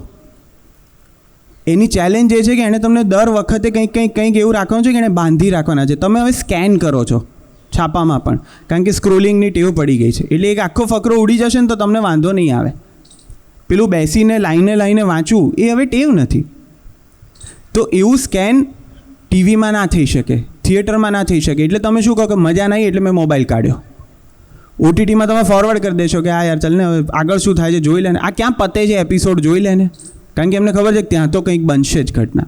એટલે પંચાયતનું ઉદાહરણ છે એ કોન્ટેન્ટ તરીકે ખૂબ સારું હોવા છતાં એની આ સાઈડ છે જે સમજવી એ રાઇટર તરીકે અમારા માટે બહુ અગત્યની હતી કે આ વસ્તુ લખીશું એટલે પંચાયત ચાલ્યું એટલે આપણું બી ચાલશે જ. લોકોને ગમે જ છે તો લોકોને ગમે છે, પણ ઘેર બેઠા ગમે છે. બહાર આવે ત્યારે એને જુદી અપેક્ષા છે. અને એમાં પણ જ્યારે સિંઘમની વાત થાય છે, આટલા બધા સુપરસ્ટાર્સ એક સાથે આવે છે અને આપણે અટેન્શન સ્પેનની વાત કરીએ છીએ, તમને ક્યારેક એવું લાગે કે film is a collection of reels. એક પછી એક જાણે એવરી ફ્યુ મિનિટ્સે તમારું અટેન્શન ખેંચવાની ટ્રાય કરે. આટલા બધા સ્ટાર્સની સ્કેલથી હિન્દી ફિલ્મોમાં અને બાકી બધી ફિલ્મોમાં ટ્રાય થતું હોય ત્યારે એક બાય ડિફોલ્ટ પડકાર તો ગુજરાતી ફિલ્મનો ખરો જ કે તમારે એને એક ચોક્કસ બજેટમાં બનાવવાની હોય છે. બિકોઝ દરેક ફિલ્મ એ હજી સુધી એ અટેમ્પ્ટ છે કે શું એ બ્રેક ઇવન અને થોડો પ્રોફિટ કરી શકે. હજી પણ અલગ અલગ વેઝ એને માર્કેટ કરવાના, તમારા સુધી પહોંચાડવાના. એ તો ફિલ્મ બની ગયા પછી પણ લખતી વખતે જ બધા રાઇટર્સે એ અવેરનેસ અને ઇન્ટેલિજન્સ સાથે કામ કરવું પડે કે આ વાત એવું કે વિચારમાં સ્કેલ કરવાનો પણ સ્ટોરીમાં એ બજેટ એટલું છે. અનુરાગ કશ્યપ વિશે એવું બહુ જ કહેવાતું કે એની પાસે બહુ જ ઓછું બજેટ હતું અને એની એ સ્માર્ટનેસથી ફિલ્મો બનાવતા અને એની ફિલ્મો કલ્ટ થઈ ગઈ ને બોમ્બે વેલ્વેટમાં એક ટાઈમે એને એટલું બધું બજેટ મળી ગયું, did not know what to do. તો એ પૈસા સાથે શું કરવાનું એને ખબર ના પડી, એટલે એનું એક્સ ફેક્ટર બની ગયું. પણ અમે બધા બાય ડિફોલ્ટ અમારે કમ્પલસરી ક્યાંક અનુરાગ કશ્યપ એ રીતે બનવું પડે છે કે તમારે વાતમાં એ મજા લઈ આવવાની છે, એ અટેન્શન લેવાનું છે. આ બધી ફિલ્મોના ઓપ્શનમાં તમારે ક્રેડિબલ ઓપ્શન બનવાનું છે અને છતાંય it has to make sense on paper financially. We have to be responsible. While having said that ઘણા બધા પ્રોડ્યુસર્સ બધા હિંમત કરે જ છે. એવી સ્કેલની એવી હિસ્ટોરિક ફિલ્મો બની રહી છે, એક્શન ફિલ્મો બની રહી છે જેમાં ખૂબ ખર્ચો થતો હોય છે અને ત્યારે એ લોકોનું ટેન્શન આખી ટીમનું કેટલું હોય છે એ એમને જ ખબર છે. એ લોકો કેટલું આપી દેતા હોય છે કે હોમી દેતા હોય છે. આપણે એક જમાનામાં હિન્દી પ્રોડ્યુસર્સની એવી વાતો સાંભળી હતી કે એ લોકોના ઘરો જતા રહેતા અને ઘરનું સોનું જતું રહેતું ને અને એ લોકો ફિલ્મો બનાવતા. અત્યારના પણ ગુજરાતી ફિલ્મોનું કોમર્સ ઓન પેપર એ અઘરું છે ક્રેક કરવું. એટલે એ તો બધાનો બાય ડિફોલ્ટ પડકાર છે જ કે એને ધ્યાનમાં રાખીને સારી ફિલ્મ બનાવો, અને છતાંય તમને કંઈક સરસ હશે આવો ને એવી એક અપીલ તરીકે બહાર આવે અમારી ફિલ્મ, એ પૂરું પાડવાનું હોય છે. એટલે જેટલું ગોળ નાખો એટલું ગળ્યું થાય, એ વાત તો છે જ, અને બજેટને લઈને એ વાત સાચી છે. પણ હવે ઇન્ડસ્ટ્રી છે ને એ પ્રી ડાયાબિટીક સ્ટેજમાં છે જ, એટલે એમાં બહુ ગળ્યું નખાય એવું પ્રોડ્યુસર તૈયાર થતા નથી. એને કારણે જે ઇસ્યુ થાય છે એ થાય છે કે તમારી ફિલ્મો દેખાય છે પ્રોડક્શન વેલ્યુમાં નાની. એટલે ગુજરાતી ફિલ્મો હોય એટલે તમને એવું થાય કે આ લોકો તો છેલ્લે પોળમાં શૂટ કરીને બધું કરીને આમ પતાવી દેશે. એનું કારણ પણ એ છે કારણ કે એ પ્રકારના સ્કેલ ઉપર શૂટ કરવા જાય છે તો એટલા પૈસા એને સામેથી બોક્સ ઓફિસમાંથી કે એમાંથી મળવાના નથી. હવે આ સાયકલ તૂટે ક્યારે? જ્યારે ક્યાં તો ઓડિયન્સ આવે ને પૈસા આપે એટલે કોઈ પ્રોડ્યુસરને મન થાય પૈસા ખર્ચવાનું. ઓડિયન્સ એવું કહે છે કે પૈસા ખર્ચીને બતાવો તો ખરા એવું કે જેમાં અમે આવીએ. એટલે કોણ એમાં પહેલ કરે? અને કોઈ એક જણ પહેલ કરે અને જો એની ફિલ્મ ના ચાલે તો પછી બીજા 5 પ્રોડ્યુસરો ના પાડે છે મોંઘી ફિલ્મ બનાવવાનું, કે આપણે જે છે એ કરો ને, જે રિસ્ક ઓછું કરો, એટલે આપણે એટલીસ્ટ લોસ જાય ને તો વાંધો નહીં. એટલે પ્રોફિટ લોસના આંકડામાં પણ રાઇટર્સ અને એની વાર્તાઓએ થોડુંક મેનેજ કરવાનું આવતું હોય છે. વી આર સ્ટીલ પેલું શું કહેવાય, break even oriented economy. We have not reach to the idea of recovery, return of investment. હજી સુધી બધી ફિલ્મો, એટલે એવરેજ વાઇઝ પણ એટલી બધી ફિલ્મો પહોંચી નથી. આપણી સફળ ફિલ્મો પણ બહુ જૂજ છે કે જે તમે છેલ્લા આટલા વર્ષથી જે સેકન્ડ રીડિંગ શરૂ થઈ છે એમાં તમે આંગળીના વેઢા ઉપર એકચ્યુઅલી ગણી શકશો કે આટલા વર્ષોમાં કેટલી સફળ ફિલ્મો નીકળી. એટલે કોમર્સ એ બહુ મોટો એંગલ છે. અને નેહલે જે વાત કરી એમાં એક વસ્તુ કે સૌથી બીજો એક મોટો પડકાર છે ને આ રહ્યો આપણા ખિસ્સામાં છે, આપણી સાથે છે. મને ખ્યાલ નથી કેટલા લોકોને ખ્યાલ હશે, હું મુંબઈ હતો ત્યારે I was writing for Amazon અને વર્કઆઉટ ના થયું, પણ કારણ કે હું કંટાળીને ઊભો થઈ ગયો મીટિંગમાંથી. કારણ કે એ લોકો કોન્સ્ટન્ટલી એક વાત કીધા હોય કે ના આ ઇન્ફોર્મેશન ફરીથી આપો ને. હવે we are writing a thriller અને એ લોકો ત્યાંથી કીધા કરે કે આ ઇન્ફોર્મેશન ફરીથી આપો, આ ઇન્ફોર્મેશન ફરીથી આપો. અને મને એવું થાય કે કેમ આ આવી ગઈ, આ એક બહુ ઇમ્પોર્ટન્ટ પિવિટલ ઇન્ફોર્મેશન છે જે સીનને બદલી નાખે છે. હવે આગળ વધીએ એના વિશે તો કે ના there is something cold second screen. મેં કીધું વોટ ઇઝ ધેટ? એટલે એ લોકોએ એક્સપ્લેન કર્યું કે તમે જ્યારે એ લોકો એક્સપેક્ટ કરીને બેઠા છે, એ લોકોએ નક્કી કરી લીધું છે કે જ્યારે ઘરે બેસીને તમે એક ઓડિયન્સ મેમ્બર શાંતિથી થ્રિલર પણ જોઈ રહ્યો છે, પંચાયત પણ જોઈ રહ્યો છે કે કડક મીઠી જોઈ રહ્યો છે, એ એનો ફોન જોવાનો જ છે. એટલે આ ઇન્ફોર્મેશન એના માટે મિસ ના થઈ જાય. એટલે તમે અત્યારનો ઓબ્ઝર્વ કરશો ને તો આ મોટા પ્લેટફોર્મ પર આવતી થ્રિલર્સ પણ લૂઝ હોય છે. તમને એવું થાય કે this is the second screen theory જે લોકો ઇન્ટરનેશનલી તો ક્યારના ઇમ્પ્લિમેન્ટ કરી રહ્યા છે, હવે નેશનલી રિજનલ કોન્ટેન્ટમાં કે એ લોકોનું જે ઓરિજિનલ છે એમાં પણ એ લોકો પ્લેસ કરી રહ્યા છે કે ધીસ ઇઝ સચ અ બિગ ચેલેન્જ. આ ફોન એટલી મોટી ચેલેન્જ બની ગયો છે કે એ તો જોવાનો જ છે, એ માની લેવામાં આવ્યું છે. તો આનાથી મોટો પડકાર તો શું થાય કે મારું ઓડિયન્સ ડિસ્ટ્રેક્શન સાથે જ મારું કોન્ટેન્ટ જોવા બેઠું છે, કે બીજો એક ઓપ્શન ખુલ્લો રાખીને જ જોવા બેઠું છે. અને ઘણું ઓડિયન્સ એ જ ફિલ્મમાં ડાઉનલોડ કરેલી ફિલ્મ પણ જોઈ લેતું હોય છે.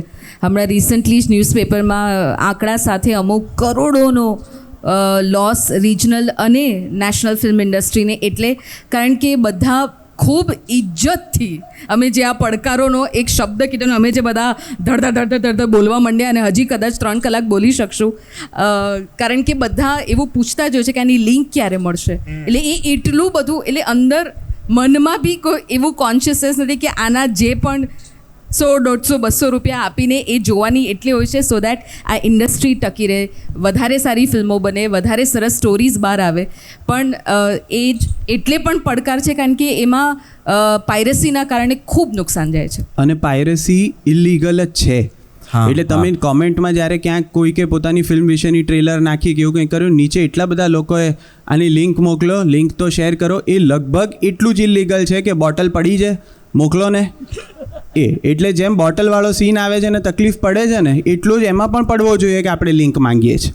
કારણ કે જો ગુનો છે તો બંને ગુના છે. એમાં એવું ના હોય કે મારા હિસાબે પેલો હતો ભાઈ, આ નથી. જે લો છે એ તો છે જ, એટલે એને કારણે થતો ફાઇનાન્શિયલ લોસ જે છે એ તો પ્રોડ્યુસરે ભોગવવાનો આવે છે. એમાં અમારા રોલમાં કે ડિરેક્ટરના રોલમાં કે એક્ટરના રોલમાં બહુ ફેર પડતો નથી. એટલે પ્રોડ્યુસર હંમેશા વધારે પ્રેશરમાં હોય છે ને એટલે પણ એ કદાચ એ જે કાપ મૂકે છે બજેટનો એ એટલે પણ મૂકે છે કારણ કે એને એવું છે કે તમે તો ફી લઈ લેશો, મારા પાછા નહીં આવે. એટલે હું જો બધાને પૈસા આપી દઉં ને મારી પાસે ના આવવાના હોય તો હું એટલું તો કરું કે હું બધાને ઓછા આપું, પછી કમાઈ જવું ત્યારે વધારે નહીં આપું, પણ એટલીસ્ટ કારણ કે એક્સપેક્ટેશન જેમ સેકન્ડ સ્ક્રીનની છે ને એમ એક્સપેક્ટેશન લોસની જ છે કે મોટે ભાગે એવું છે કે બ્રેક ઇવન સુધી પહોંચી જઈએ તો સારું છે. કોઈ એવું એકાદ બે ફિલ્મો એવા ઇન્ટેન્શનથી બની છે કે જે અમને આમ જોઈને જ ખબર પડે કે આ ફિલ્મનો ઇન્ટેન્શન એવો છે કે આ ફિલ્મ પછી આપણી ફિલ્મોનું બજેટ વધી જશે, કારણ કે આ ફિલ્મ જ્યારે આવશે ને ત્યારે આ ફિલ્મ 50, 60, 70 કરોડ રૂપિયા કમાશે. એવા ઇન્ટેન્શનથી એવી રીતે બની હોય ને કે જેનું પેકેજિંગ બી તમે ફિલ્મ શરૂ થાય ત્યારથી એવી રીતે જુઓ કે યાર આવું મેં જોયું નથી ગુજરાતીમાં. તો એના માટે પણ એક ગજુ જોઈએ, પ્રોડ્યુસરનું જોઈએ, ડિરેક્ટરનું પણ કન્વિક્શન જોઈએ. પણ જ્યારે આવો એક માણસ ફેલ થાય છે ને ત્યારે બીજા 10નો પ્રયત્ન અટકી જાય છે. એ એક પાસ થાય ને એની અમે બધા રાહ જોઈએ છે. એટલે આપણે એક સામાજિક નિસ્બત તરીકે પણ સ્વીકારવું જોઈએ. ભલે આપણે બહુ જ ઓછી માત્રામાં અહીંયા બેઠા છીએ પણ છતાં એ આપણી કન્સર્ન આપણી નિસ્બત છે. નહીં, અમારી ગુજરાતી ફિલ્મ સ્ક્રીનિંગ પ્રકારની જ ફિલિંગ આ ઓડિટોરિયમમાં જાઓ ને એટલે આ બહુ ઓથેન્ટિક છે કે ગુજરાતી ફિલ્મની વાત કરો કે ગુજરાતી ફિલ્મ રિલીઝ કરો તમને ઓડિયન્સ આટલું મળશે, આટલું બેસી રહ્યું છે એ પણ એક પ્લસ એટલે છે કારણ કે જે આવે છે એ બેસી તો રહે છે, એ અમારી ફિલ્મો જુએ છે ખરા, જેમ તમે અમને સાંભળો છો એમ. અમારી ઈચ્છા એટલી છે કે આ ખુરશીઓ થોડી દર વખતે જો ભરી શકીએ તો સારું, અને એમાં યંગર લોકો આવે તો સારું. એ થાય કે આવનારા ફિલ્મો માટે અમને એક ઓડિયન્સ બેઝ એવો ઊભો કરવા મળે, જેને કારણે પણ અમે જ્યારે લખીએ છીએ ત્યારે એવી ભાષાનો પ્રયત્ન કરીએ છીએ કે તમને ઇન્સ્ટાગ્રામ ઉપર જે પ્રકારનું કોન્ટેન્ટ તમે કન્ઝ્યુમ કરો છો, જે પ્રકારનું OTT ઉપર કન્ઝ્યુમ કરો છો, તો એમાં આપણી પિક્ચરો તમને દેશી ના લાગે. કારણ કે આપણું જો દેશી લાગ્યું ને તો પછી તમે બીજી વાર ચાન્સ નહીં આપો કે આ ગુજરાતી છોડને યાર એના કરતાં આપણે બીજું જોઈએ. કારણ કે જે ભાષા માટેનો જ આપણને થોડુંક અણગમો છે કે યાર આમાં બને ત્યાં સુધી નહીં બોલવું, બહાર જઈએ તો મીટિંગમાં જઈએ તો બી ક્લાયન્ટ ગુજરાતી, હું ગુજરાતી ને હું કહું કે સર वो अभी एक प्रेजेंटेशन देख लेते हैं, અથવા તો બહુ જ પ્રીમિયમ ક્લાયન્ટ હોય તો sir can we go through this again please. અમે બંને જણા સામે પટેલ અહીંયા શુક્લ અમને ખબર જ છે કે અમે અહીંયાથી જેવા બહાર નીકળીશું એમાં અમે ગુજરાતીમાં જ બોલવાના છીએ. ચા માટેની વાત કરશું ત્યારે 2 ચા લેતો હોય એવું જ કહેવાના છીએ, પણ અમે વાત કરશું તો અમે ગુજરાતીમાં નહીં કરીએ કારણ કે અમે તો મીટિંગમાં છીએ. હવે મીટિંગનું ઇમ્પોર્ટન્સ ઓછું થઈ જાય. ઓફિસમાં તમે અંદર ગુજરાતીમાં કેવી રીતે વાત કરી શકો? સ્કૂલોવાળાએ હવે પકડી લીધું છે, ગુજરાતની અંદરની સ્કૂલોવાળા એવું કહે છે કે તમારે ગુજરાતીમાં નહીં બોલું, ફાઇન છે એના માટે, તમે ગુજરાતી બોલ્યા તો પનિશમેન્ટ હોય છે. અને હવે લગભગ એની જરૂર નથી કારણ કે બોલતા જ નથી, because they don't think it is fine to speak in Gujarati. એટલે બેઇંગ એ તો પ્રેક્ષક અલગ છે. તરીકે મારા ખ્યાલથી આ ચેલેન્જ જે છે ને થિયેટરમાં પણ હતી કે પહેલાં તો એવું હતું કે ચાલો 500-1000 રૂપિયાની ટિકિટો છે એટલે બહુ જ બોક્સ સેટના મોટા થિયેટરમાં જવું દરેક માટે શક્ય નહોતું. અને એટલે પાસની પણ લોકોને અંદરથી ઈચ્છા હોય, નોરતાના પાસ પણ માગતા હોય છે, કોઈ પાસે ઉઘરાવતા હોય છે. એમાં આમાં પણ જે મફતમાં કંઈક મનોરંજન મળી જાય એટલે આપણી આ એક ગુજ્જુ તરીકેની પણ એક ક્યાંક મેન્ટાલિટી છે કે મફતમાં મનોરંજન મળી જાય. પણ એ ખરેખર આપણે બધાની સોશિયલ નિસ્બત છે કે આપણે જો ખરેખર આપણી ઇન્ડસ્ટ્રીને ટકાવી રાખવી હશે તો ચાહે નાટક હોય કે ફિલ્મ હોય એની કોસ્ટ તો છે એને ચૂકવવી પડે જ. આપણે ચૂકવવી જોઈએ પણ આની છટકવું ન જોઈએ. આની બીજી બાજુ જે પોઝિટિવ છે ને કે પાયરેસીમાં બી જોનારા લોકો એટલા બધા છે કે મોટાભાગના લોકોએ ફિલ્મો જોઈ તો લીધી જ હોય છે. હા, એટલે ડિરેક્ટર પ્રોડ્યુસરને થોડો ગુસ્સો પાછળથી આવતો હોય છે કે યાર તમે થિયેટરમાં ગયા હોત તો આ ફિલ્મને નુકસાન ઓછું થયું હોત તો કદાચ હું બીજી ફિલ્મ, ઘણી ફિલ્મો એવી છે કે જેના પાર્ટ 2 બનવાના હતા પણ ના બન્યા કારણ કે એ ફિલ્મ કમર્શિયલી ચાલી નહીં. એ બધી ફિલ્મો OTT પર આવે પછી અથવા ટેલિગ્રામને કારણે એટલી બધી પોપ્યુલર થાય છે કે દરેક માણસ એવું કહે છે કે અરે mind blowing movie, best Gujarati movie ever. હું રોજ મોબાઈલમાં જોઉં છું એવું. હા. એ કોમ્પ્લિમેન્ટ કે અમે તો- બસ અમે કંટાળીએ ને તો મોબાઈલમાં જોવા માંડીએ રોજ. તો આનો પોઝિટિવ સાઈડ એ છે કે આ કોન્ટેન્ટ માટે ઓડિયન્સ નથી એવું નથી. અમને રોજ એવી ખબર પડે છે કે આટલા લોકો જુએ તો છે જ, કારણ કે જો સાવ ના ગમે એવું હોય તો કોણ જુએ ને કેમ જુએ? કારણ કે બીજું તો અવેલેબલ જ છે, પાયરસીમાં બી બીજું અવેલેબલ છે, શું કરવા આપણું જોવું? તમને ભાવે છે એટલે જ તમે ખાઓ છો. હવે અમારી એના પછીની ચેલેન્જ એ છે કે બસ આજે ખાઓ છો ને એના થોડાક પૈસા થાય એવું આપણે જો કરી શકીએ તો સારું. બાકી નથી જોતા એવું નથી, જે અમારા માટે બહુ મોટો પોઝિટિવ છે, કારણ કે નહીંતર તો કામ કરવું કે નહીં એના ઉપર ક્વેશ્ચન માર્ક આવી જાય. You right. પ્લીઝ અંકિતભાઈ. એક પડકાર જેવી જ વાત છે, પણ હું તમને કહીશ કે પડકાર ક્યાં છે. કે એવું એક સમજો કે એવું ઘણી વખત થતું હોય છે કે તમને કોઈ કહે કે ફિલ્મ બહુ સરસ, વાત બહુ સરસ હતી, ઘટના બહુ સરસ હતી, પણ આ ફલાણા હીરોના કારણે ફિલ્મ થોડી બેસી ગઈ. પણ ક્યારે આનું છે ને ઊંધું નથી સાંભળતા કે ફિલ્મ લખાઈ ખૂબ ખરાબ છે, વાત એકદમ ભંગાર છે, પણ સલમાન ખાન આવ્યો ને એટલે પિક્ચર જે બૂમ થઈ ગઈ ને ભાઈ, આવું આજ સુધી મેં નથી સાંભળ્યું, તમે સાંભળશો નહીં. આનું કારણ છે, કારણ કે પાયો મજબૂત હોય ને તો જ બિલ્ડિંગ સારું બની શકે. એટલે કોઈ પિક્ચર ચાલે ને ત્યારે તમારે છે ને નીચે આવવાનું અને વાંચો કે આ કોણે લખી છે, આ કોના મગજમાં આવી હતી. એ મગજમાં ન આવી હોત તો આજે 50-60 કરોડ આવ્યા, બંગલો આવ્યો, ગાડી આવી, એ કોઈનું કશું ના આવ્યું હોત. અને કોઈ પિક્ચર બેસી જાય તો પણ નીચે જાઓ, કારણ કે જેનો બંગલો ગયો, જેની ગાડી ગઈ, એ પણ આ ભાઈને કારણે કે આ બહેનને કારણે જ ગઈ છે.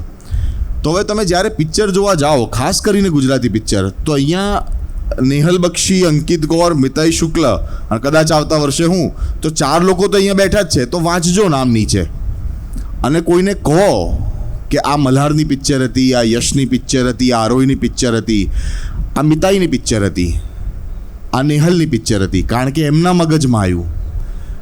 એક્ટર્સ છેલ્લે આવ્યા, ખ્યાલ આવે છે? એક્ટર્સ તો સાવ છેલ્લે આવ્યા. એક્ટર્સ શુક્ર, શનિ અને રવિની બપોર આપે છે, પછી રવિવાર રાતથી જો પિક્ચર ચાલવાનું ને તો એ આમનું મગજ આપે છે. તો તમે કોઈ પિક્ચર ચાલી જાય ને તો તમે ખાસ જુઓ કે નીચે કોનું નામ છે, એ હવેથી જોવાનું એક શરૂ કરી દો, તો એક બહુ મોટો પડકાર પતી જશે. જે અત્યારે મને લાગે છે કે બહુ પ્રેવેલન્ટ છે કે અમે ચાલતા હોઈએ ને તો ભીડ દેખાઈ જવી જોઈએ આજુબાજુ. અત્યારે આપણે અહીંયા 40 છીએ અને કદાચ વિડીયોમાં 400 જોશે, તો એ છે ને ઓવરફ્લો થવું જોઈએ. એનું કારણ છે કે you are listening to one of the or at least 3 contemporary creators. રચના જે બનાવી રહ્યા છે ને, જે રચી રહ્યા છે, તમે એવા લોકોને સાંભળો છો. સમજો છો કે બિલ્ડરને તમે સાંભળતા હોવ અને પછી રેસિડન્ટ્સને સાંભળતા હોવ તો એમાં બહુ ફરક છે. કોઈ બિલ્ડિંગ ચણી રહ્યું છે ને તો એ બિલ્ડિંગ ચણવાની પ્રક્રિયા વિશે અહીંયા વાત થઈ રહી છે. તો મને એવું લાગે છે કે આ એટલી બધી તાતી વાત છે અને અહીંયા ઓછા લોકો છે એ પણ એ વાતનું પ્રતીક છે કે આ ધંધામાં આવવું જોઈએ. એમાં આ તરફે ઓછા છે ને આ તરફે ઓછા છે, એટલે ચાલવાના ચાન્સ બહુ છે. તો કોઈ જોતું હોય ને વિચારતું હોય કે રાઇટર બનો તો 100% બનો, ડેફિનેટલી ચાલશો જો મહેનત કરશો તો. એટલે અને ફિલ્મ ચાલશે તો ચાલશો. એટલે આમાં આવી ગયા પછી અમારી ઉપર ગુસ્સો કરવાનો કે આ હર્ષભાઈએ કીધું હતું કે અહીંયા ઓછા છે તો ચાન્સ મારે, પછી તમારી પિક્ચર તો ચાલતી નથી યાર, એવું નથી. એટલે મહેનત તો અહીંયા બી આવીને એટલી જ છે, પૈસા ઓછા જ છે, મહેનત એની પ્રમાણમાં ઘણી વધારે છે. ક્રેડિટ મળે છે એ પણ પ્રમાણમાં ઘણી વખત ઓછી લાગે એવી હોય છે. રિસ્પેક્ટ પણ ઘણી વખત એવું લાગે કે મળવો જોઈએ એટલો મળતો નથી. અમારી રાઇટર્સના પડકારની ખાલી વાત કરીએ, અત્યારે તો ઇન્ડસ્ટ્રીના પડકારની કરતા હતા, એમાં ક્રેડિટ એ બહુ મોટો મુદ્દો છે. એ પોસ્ટર ઉપર કે ટ્રેલરમાં નામ હોવું જોઈએ ત્યાંથી આજે પણ અમારે પ્રોડ્યુસર્સની સાથે વાત કરતી વખતે એવું કહેવું પડે છે અને એ લોકો એવું કહે છે કે હા એટલે અમે કહીએ તમને વિચારીને. એટલે પોસ્ટર ઉપર નામ હશે કે નહીં, ટ્રેલરમાં નામ આવશે કે નહીં, જે માણસની 8-10 મહિનાની કે વર્ષની મહેનત ઉપર આ બધું થવાનું છે, એનું નામ આવવું જોઈએ કે નહીં, એ આજે બાય ડિફોલ્ટ નથી. એના ઉપર એ લોકો ચર્ચા કરશે, વિચારશે, પછી કહેશે. એવો એક એટીટ્યૂડ જનરલ ઇન્ડસ્ટ્રીમાં છે જે હવે હિન્દીમાં ચેન્જ થઈ ગયો છે. હિન્દીમાં દરેક પોસ્ટર ઉપર નેટફ્લિક્સની ફિલ્મ હોય છે ને તો પણ રાઇટરનું નામ આવે છે. એ કદાચ શરૂઆત પ્રોડ્યુસર કે ડિરેક્ટરે કરવી જોઈએ, કારણ કે જ્યારે ડિરેક્ટર લખે છે ને ત્યારે હંમેશા ક્રેડિટમાં રિટન એન્ડ ડિરેક્ટેડ બાય એવું આવે છે. હા, જ્યારે ડિરેક્ટર જુદો હોય છે ને ત્યારે રિટન બાય આવતું જ નથી, કારણ કે અગત્યનું ત્યારે છે જ્યારે હું ડિરેક્ટર છું ને લખું છું. બાકી લખવાનું અગત્યનું નથી ભાઈ, એ તો કોઈ બી કરી શકે, પણ હું લખું છું એટલે નામ હોવું જોઈએ કારણ કે હું તો અગત્યનું છું. એવી ફિલિંગ આવે, એ ના આવવી જોઈએ. જો તમે એક ડેઝિગ્નેશનને રિસ્પેક્ટ આપતા હો તો એ ત્યાં સુધી પાસ ઓન થવું જોઈએ કે જ્યારે કોઈ એક્ટરને અવોર્ડ મળે છે ને ત્યારે એ કોઈ દિવસ એના રાઇટરને થેન્ક યુ નથી કહેતો. એ હંમેશા thanks to my producer, my director for trusting me. બરાબર છે, ટ્રસ્ટ એણે જ કર્યો છે, પૈસા બી એણે આપ્યા છે, પણ તમે જે એક એક શબ્દ બોલ્યા છો ને, જેને કારણે તમે ક્યાંક જાઓ છો ને લોકો માઇક આપીને એવું કહે છે કે પેલું બોલો ને, પેલું બોલો યાર, ચીસો પડે છે એનાથી. એ કોઈકે લખ્યું છે. તમને જે કેરેક્ટરના નામની ચીસો પડે છે ને, આજે મલ્હાર ક્યાંક જાય ને વિકીડો વિકીડો એવી બૂમો પડે છે, તો એ વિકીડો કોઈએ આપ્યું છે. તો મલ્હારને ખબર છે કે આ માણસે જે કર્યું છે ને, ત્યારે મારી પાસે વિકીડો આવ્યો છે, વિકીડો એણે જીવાડ્યો છે, વિકીડો એણે અમર બનાવ્યો છે, પણ જન્મ તો એણે જ આપ્યો છે. તો તમારે આ લગભગ મમ્મીને ભૂલી જવાવાળી વાત છે, અને મમ્મીની જે જગ્યા છે ને એવી જ અમારી જગ્યા છે કે ભૂલાઈ જ જાય છે. તમે જેમ પપ્પાનું નામ પાછળ લાગે ને, એમ ડિરેક્ટરનું જ લાગે બહાર જાઓ ત્યારે.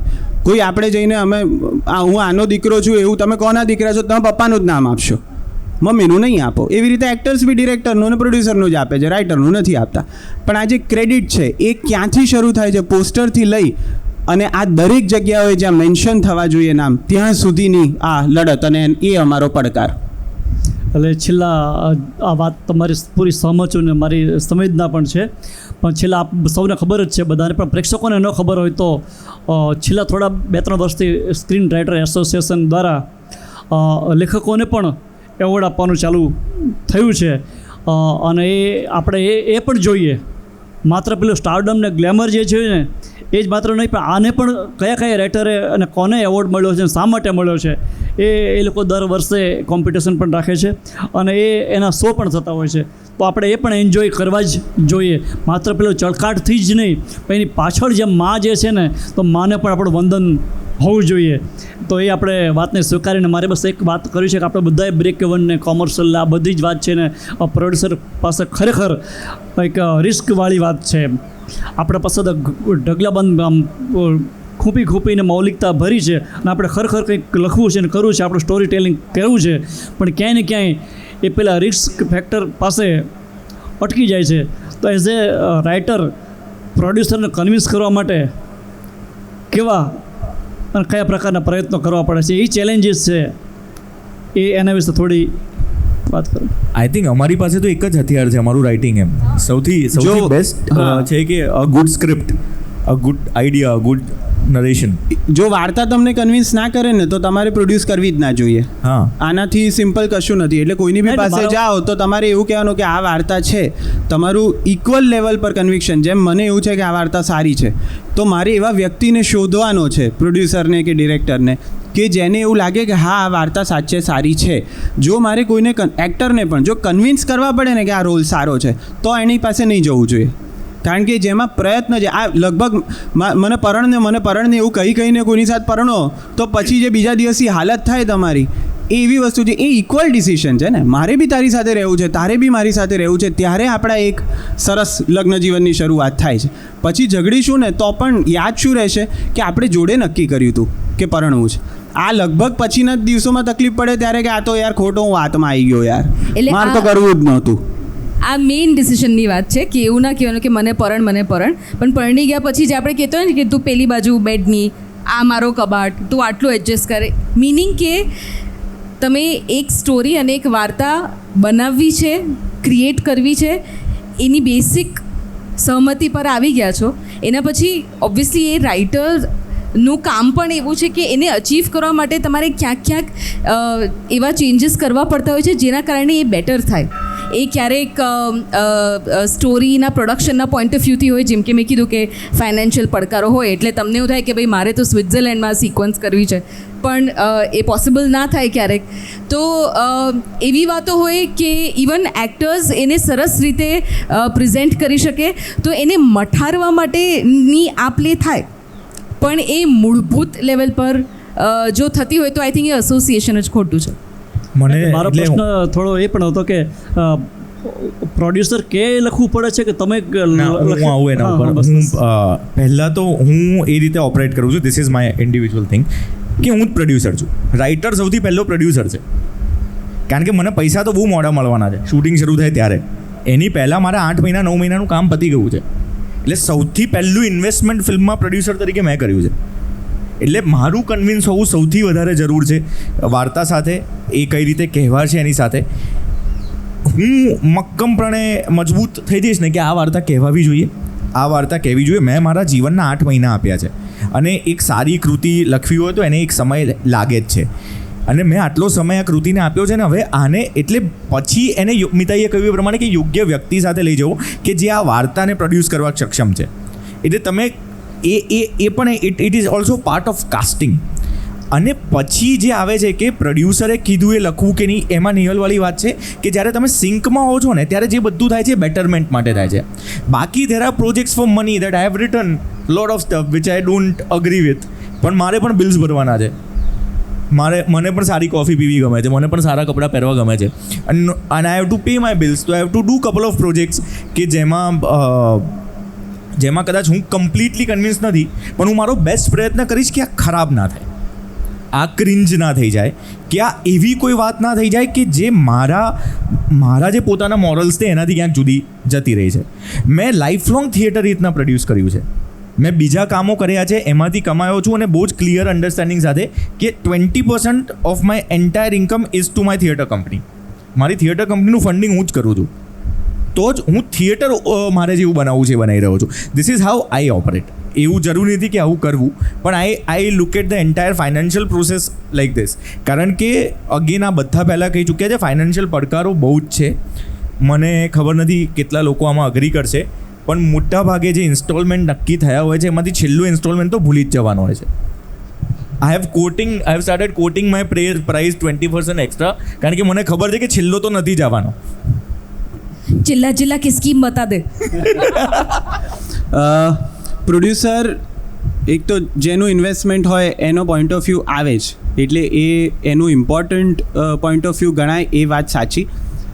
અમુક પ્રોડ્યુસર્સને ફિલ્મ મેકિંગની સમજ બહુ સારી હોય છે, એટલે એ લોકો જ્યારે કોઈ પોઈન્ટ મૂકે છે ને ત્યારે એનાથી તમે જે લખ્યું છે એને કંઈક બહુ જ સરસ દિશા મળે છે અથવા તો કંઈક બહુ જ સરસ એડિશન થાય છે, જે કોઈ પણ ઘણીવાર એક્ટર પાસેથી પણ આવે, ઘણીવાર કોઈ બીજા વ્યક્તિ પાસેથી આવે, કોઈક એવો પોઈન્ટ આવે કે તમને એવું થાય કે યાર આ બહુ સરસ પોઈન્ટ છે, આ આપણે લઈ જ લેવો જોઈએ. કારણ કે અંતે તો રાઇટર બી ગ્રીડી જ છે, મારી સ્ક્રિપ્ટ સારી થવી જોઈએ, પછી પોઈન્ટ ઓફ વ્યૂ કોઈનો બી હોય. તમે મને સારો પોઈન્ટ આપ્યો, મેં લઈ લીધો, કારણ કે વાર્તાને સારી બનાવવાની છે. તો એવું પણ નથી કે પ્રોડ્યુસર કહે એટલે નહીં જ માનવું, એવા જિદ્દી લેખકો આ બધા છે. આ બધાની અંતે ગ્રીડ એ જ છે જે પ્રોડ્યુસરની છે કે આપણી સ્ક્રિપ્ટ સારી થવી જોઈએ. તો આપણે એ ગ્રીડ સેમ છે, ગોલ સેમ છે, તો આપણા માટે બહુ ઘર્ષણ ઓછું થઈ જાય છે.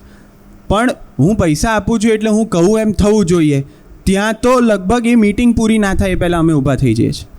કારણ કે એ રીતે કામ શક્ય નથી આગળ થવું કે હું કહું એમ કરો. આ આપણે જોડે બનાવીએ છીએ એવો ટોન જ્યાં હોય ત્યાં જ અમે જોડાઈએ છીએ. કારણ કે આ કામ છે ને એ 8-10 મહિનાના એસોસિએશનનું છે, એટલે એમાં એકબીજાની સાથે માણસ તરીકે પણ કનેક્ટ કરવું બહુ જરૂરી છે.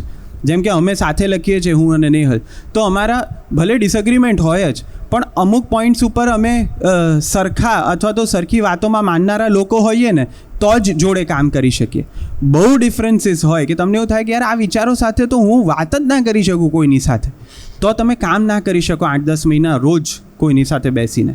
એટલે એસોસિએશન એ રીતે બહુ ટ્રિકી હોય છે, જે પ્રોડ્યુસરની સાથે હોય કે ડિરેક્ટર સાથે હોય. એટલે કોઈનો પોઈન્ટ લઈ જ લેવો એવું ના હોય, પણ જ્યારે ભેગા કરતા હોય ને ત્યારે તમારો અપ્રોચ પણ જુદો હોય કે ના આ જ પોઈન્ટને ચર્ચા કરું, હું સામે બીજો પોઈન્ટ આપું ને એમ કરીને આપણે કોઈ ત્રીજા પોઈન્ટ ઉપર પહોંચીએ.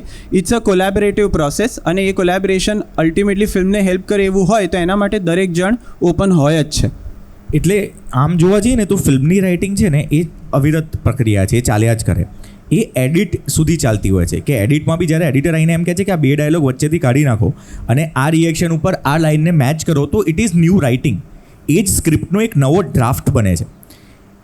બહુ જ મને સમય લાગ્યો હતો આ વસ્તુ સાથે પીસ મેળવતા, કે હું જે સિનેમા માટે લખી રહ્યો છું, જો હું પોતે ડિરેક્ટ નથી કરી રહ્યો ને તો it is not my medium, it is not writers medium. Cinema એ ડિરેક્ટરનું માધ્યમ છે. બહુ જ સીધું એક્ઝામ્પલ છે કે મેં સીનમાં એવું લખ્યું કે એક્સટિરિયર બહાર વરસાદ પડી રહ્યો છે, ગામનું ઘર છે અને સાંજ છે. આ હું જોઈશ ને, મેં જે જોઈને લખ્યું એ જુદું છે. મિતાઈ જે સાંજ જોશે, જે વરસાદ જોશે, જે ઘર જોશે એ જુદું છે. નેહલ જે ઘર જોશે, એટલે એ સમયે પછી મહત્ત્વનું થઈ જાય છે કે ડિરેક્ટર કયું ઘર જોઈ રહ્યો છે, એ કયો વરસાદ જોઈ રહ્યો છે, એ કઈ સાંજ જોઈ રહ્યો છે. એટલે બદલાવાની શરૂઆત તો એ સ્તરથી થઈ જાય છે. એટલે એક બીજો મોટો પડકાર એક્ઝેક્ટલી આ છે કે જ્યારે અમે રાઇટિંગ પૂરું કરીએ છીએ કે આ ડ્રાફ્ટ લોક થઈ ગયો, જેમાં ડિરેક્ટર સાથે છે કે નથી, એ ગમે તેટલું એમાં ડિરેક્ટર સાથે હોય તો એનાથી સારું કાંઈ નહીં, પણ ડિરેક્ટર સાથે ના હોય ત્યારે એકચ્યુઅલી તમારું બાળક સોંપી દેવાવાળી વાત છે. અને ઇટ ઇઝ વેરી પેઇનફુલ. જે રાઇટર્સ જિદ્દી બી થઈ જાય છે ને એ એટલા માટે થઈ જાય છે કે ના યાર મેં આવું જોઈને લખ્યું છે, આનો મતલબ, અને લોસ્ટ ઇન ટ્રાન્સલેશન થાય છે, ખૂબ જ થાય છે. એટલે હું હંમેશા એવું પ્રિફર કરું છું જ્યારે કોઈ પ્રોડ્યુસર તરફથી આવ્યું હોય ને તો હું કહું કે તમે એક ડિરેક્ટર હાયર કરી લો ને, કે એ જ્યાં બનાવવાનો છે એ પ્રોસેસમાં જોડે રહે, ભલે લખતો નહીં તું, પણ તું બાઉન્સિંગ બોર્ડ તરીકે તો જે મિતાઈએ કીધું કે ચર્ચા કરવા માટે તો જોડે રહે. કે હું કદાચ આ ગામનું એને શહેર જ જોઈ લીધું તો કેટલી વાર્તા ફરી જાય. એટલે આવા બધા નાના નાના ઇન્ડિવિજ્યુઅલ ડે ટુ ડે પડકારો તો અવિરત છે એમ, જે તો બોલવા દઈશું તો આખો દિવસ. એક બીજો આધુનિક પડકાર વિશે મારે વાત કરવી છે જે અમે ફેસ નથી કરતા, તમે કરો છો, અને એના કારણે પછી અમારા સુધી આવી શકે કે ગુજરાતી ઓડિયન્સની એક સર્ટન ઇમેજ છે કે એને કયા પ્રકારનું કન્ટેન્ટ ગમે. એને કોમેડી ગમે, બરાબર. એટલે કેવું છે કે કોઈ એવું કહે કે ભાઈ એક ગુજરાતી ફિલ્મ છે તો તમારા મગજમાં, કોઈ પણ સામેવાના મગજમાં એવું આવે છે કે અચ્છા હવે બધા ઓડિટોરિયમમાં કે હોલમાં ખડખડાટ હસતા હશે કારણ વગર, અને ખરેખર ઘણા લોકો કારણ વગર હસાવા એવું બનાવી પણ દે છે. તો એ આ જ જે ગુજરાતી ઓડિયન્સ છે માર્વલની પિક્ચર પણ ચલાવે છે, પછી દ્રશ્યમ ચલાવે છે, પછી કેટલી બધી તમિલ અને તેલુગુ પિક્ચર છે જેમાં તમારે 3 ઇંચ નીચે આવીને તો ડાયલોગ વાંચવાના છે, સાંભળવાના નથી, તે પણ ચાલી રહી છે. તો એનો મતલબ શું છે કે તમારી કોઈ ઇમેજ છે નહીં, પણ આ એક કે તમે રમૂજ છો, તમે લોકો મજાક પસંદ કરો છો, તમને લોકોને કોમેડી ગમે છે, એવું એક ઇમેજ બની ગઈ છે. અને 90% લોકોને એવું લાગે છે કે આપણે એ ઇમેજ માટે ફિલ્મ બનાવવી જોઈએ, અને એના માટે અમારા સુધી વાત પણ એવી રીતે જ આવે કે આપણી ઓડિયન્સને ગમે ને સાહેબ એ બનાવવું છે. એટલે એનો મતલબ એવો થયો કાઉન્ટ્સમાં કે કોમેડી. તો આનો પણ તમારે કોઈ તોડ કાઢવો પડશે, બાકી શું થશે ખબર છે, અમે કોમેડી જ આપ્યા કરીશું અને તમે કંટાળી જશો એક દિવસ, અને પછી છે ને ત્યાંથી ગુજરાતી ફિલ્મોથી તમે દૂર જશો, કારણ કે અમને એવું કહેવામાં જ આવી રહ્યું છે કે આ લોકોને આ જ ગમી રહ્યું છે, આ જ ગમી રહ્યું છે. તો એવી ઘણી બધી ગુજરાતી પિક્ચરો પણ આવી રહી છે અને અત્યારે આવશે હજી આ વર્ષે, જે કોમેડી નથી અને છતાં સારી હોઈ શકે, મજા આવી શકે. તો એ ફિલ્મો ટિકિટ લઈને જાઓ, નહીંતર થશે શું કે 2.5 વર્ષ પછી છે ને ખાલી કોમેડી હશે આખું 365 દિવસ. એક કોલેજ કોમેડી, એક સ્કૂલ કોમેડી, એક ઘરગથ્થુ પરિવાર કોમેડી, પપ્પા મમ્મી કોમેડી, આ જ ચાલ્યા કરશે. અને એમાં અમારો વાંક નહીં હોય, કેમ કે અમારે ઘર ચલાવવાનું હશે. એટલે તમને જે જોઈએ છે, જે તમને ગમી રહ્યું છે અને જે પ્રોડ્યુસરને લાગે છે કે આ ગમે છે, તો એ ઇમેજ ચેન્જ કરી લેજો. તમે હિન્દીમાં તો કરી જ રહ્યા છો કે ભાઈ હવે આ જોઈએ છે, આ જોઈએ છે. એટલે અમે આ કહેતા હોઈએ કે દ્રશ્યમ અહીંયા આવી તો હાઉસફુલ ગઈ હતી, એટલે પછી ત્યાં પાછી આવી એક દલીલ આવી શકે છે કે એ તો હિન્દી હતી ને, ગુજરાતીમાં એ લોકોને આવું નથી જોવું. તો એવું નથી, ગુજરાતીમાં તમે રાડો નામની એક પિક્ચર આવી હતી, તમે જોઈ જ હતી, કાનમાં કાતર નાખી દીધી, વર્ષ જોઈ કાઢી તમે, હે ને. તો તમે આ બધી પિક્ચર જોઈ જ રહ્યા છો, જે આ વર્ષે આવશે એવી ક્રૂર, મારામારી, હત્યા, એ જોજો. કેમ કે નહીં જુઓ તો ભાઈ ઘરગથ્થુ કોમેડી જ મળવાની છે. અને આ જ વસ્તુને આગળ લઈ જવું તો 2014ની આસપાસ, 13-14, એટલે 2010થી 2014 ગુજરાતી થિયેટર માટે બહુ કપરો સમય હતો. જે અત્યારનું જેના કારણે એવું કહેવાય છે કે અમદાવાદમાં થિયેટર સીન બહુ થ્રાઇવિંગ છે, કે જે બીજા બધા સિટીઝમાંથી ને ઇક્વિવેલન્ટ ટુ દિલ્હી, મુંબઈ, આપણો થિયેટર સીન અત્યારના બેટર દેન મુંબઈ, આપણો સીન કમ્પેર થઈ રહ્યો છે. People are coming here two watch theatre અને પ્રોડ્યુસ થિયેટર ઓલ્સો. એ જે 2010થી 2014 હતો ને, ત્યારે એ એક્ઝેક્ટલી આવો સમય હતો જે ગુજરાતી સિનેમામાં અત્યારના છે. જે હર્ષે કહ્યું, એક જ પ્રકારની બીબાઢાળ ફિલ્મો બનવી, નવી વસ્તુને જગ્યા ના મળવી.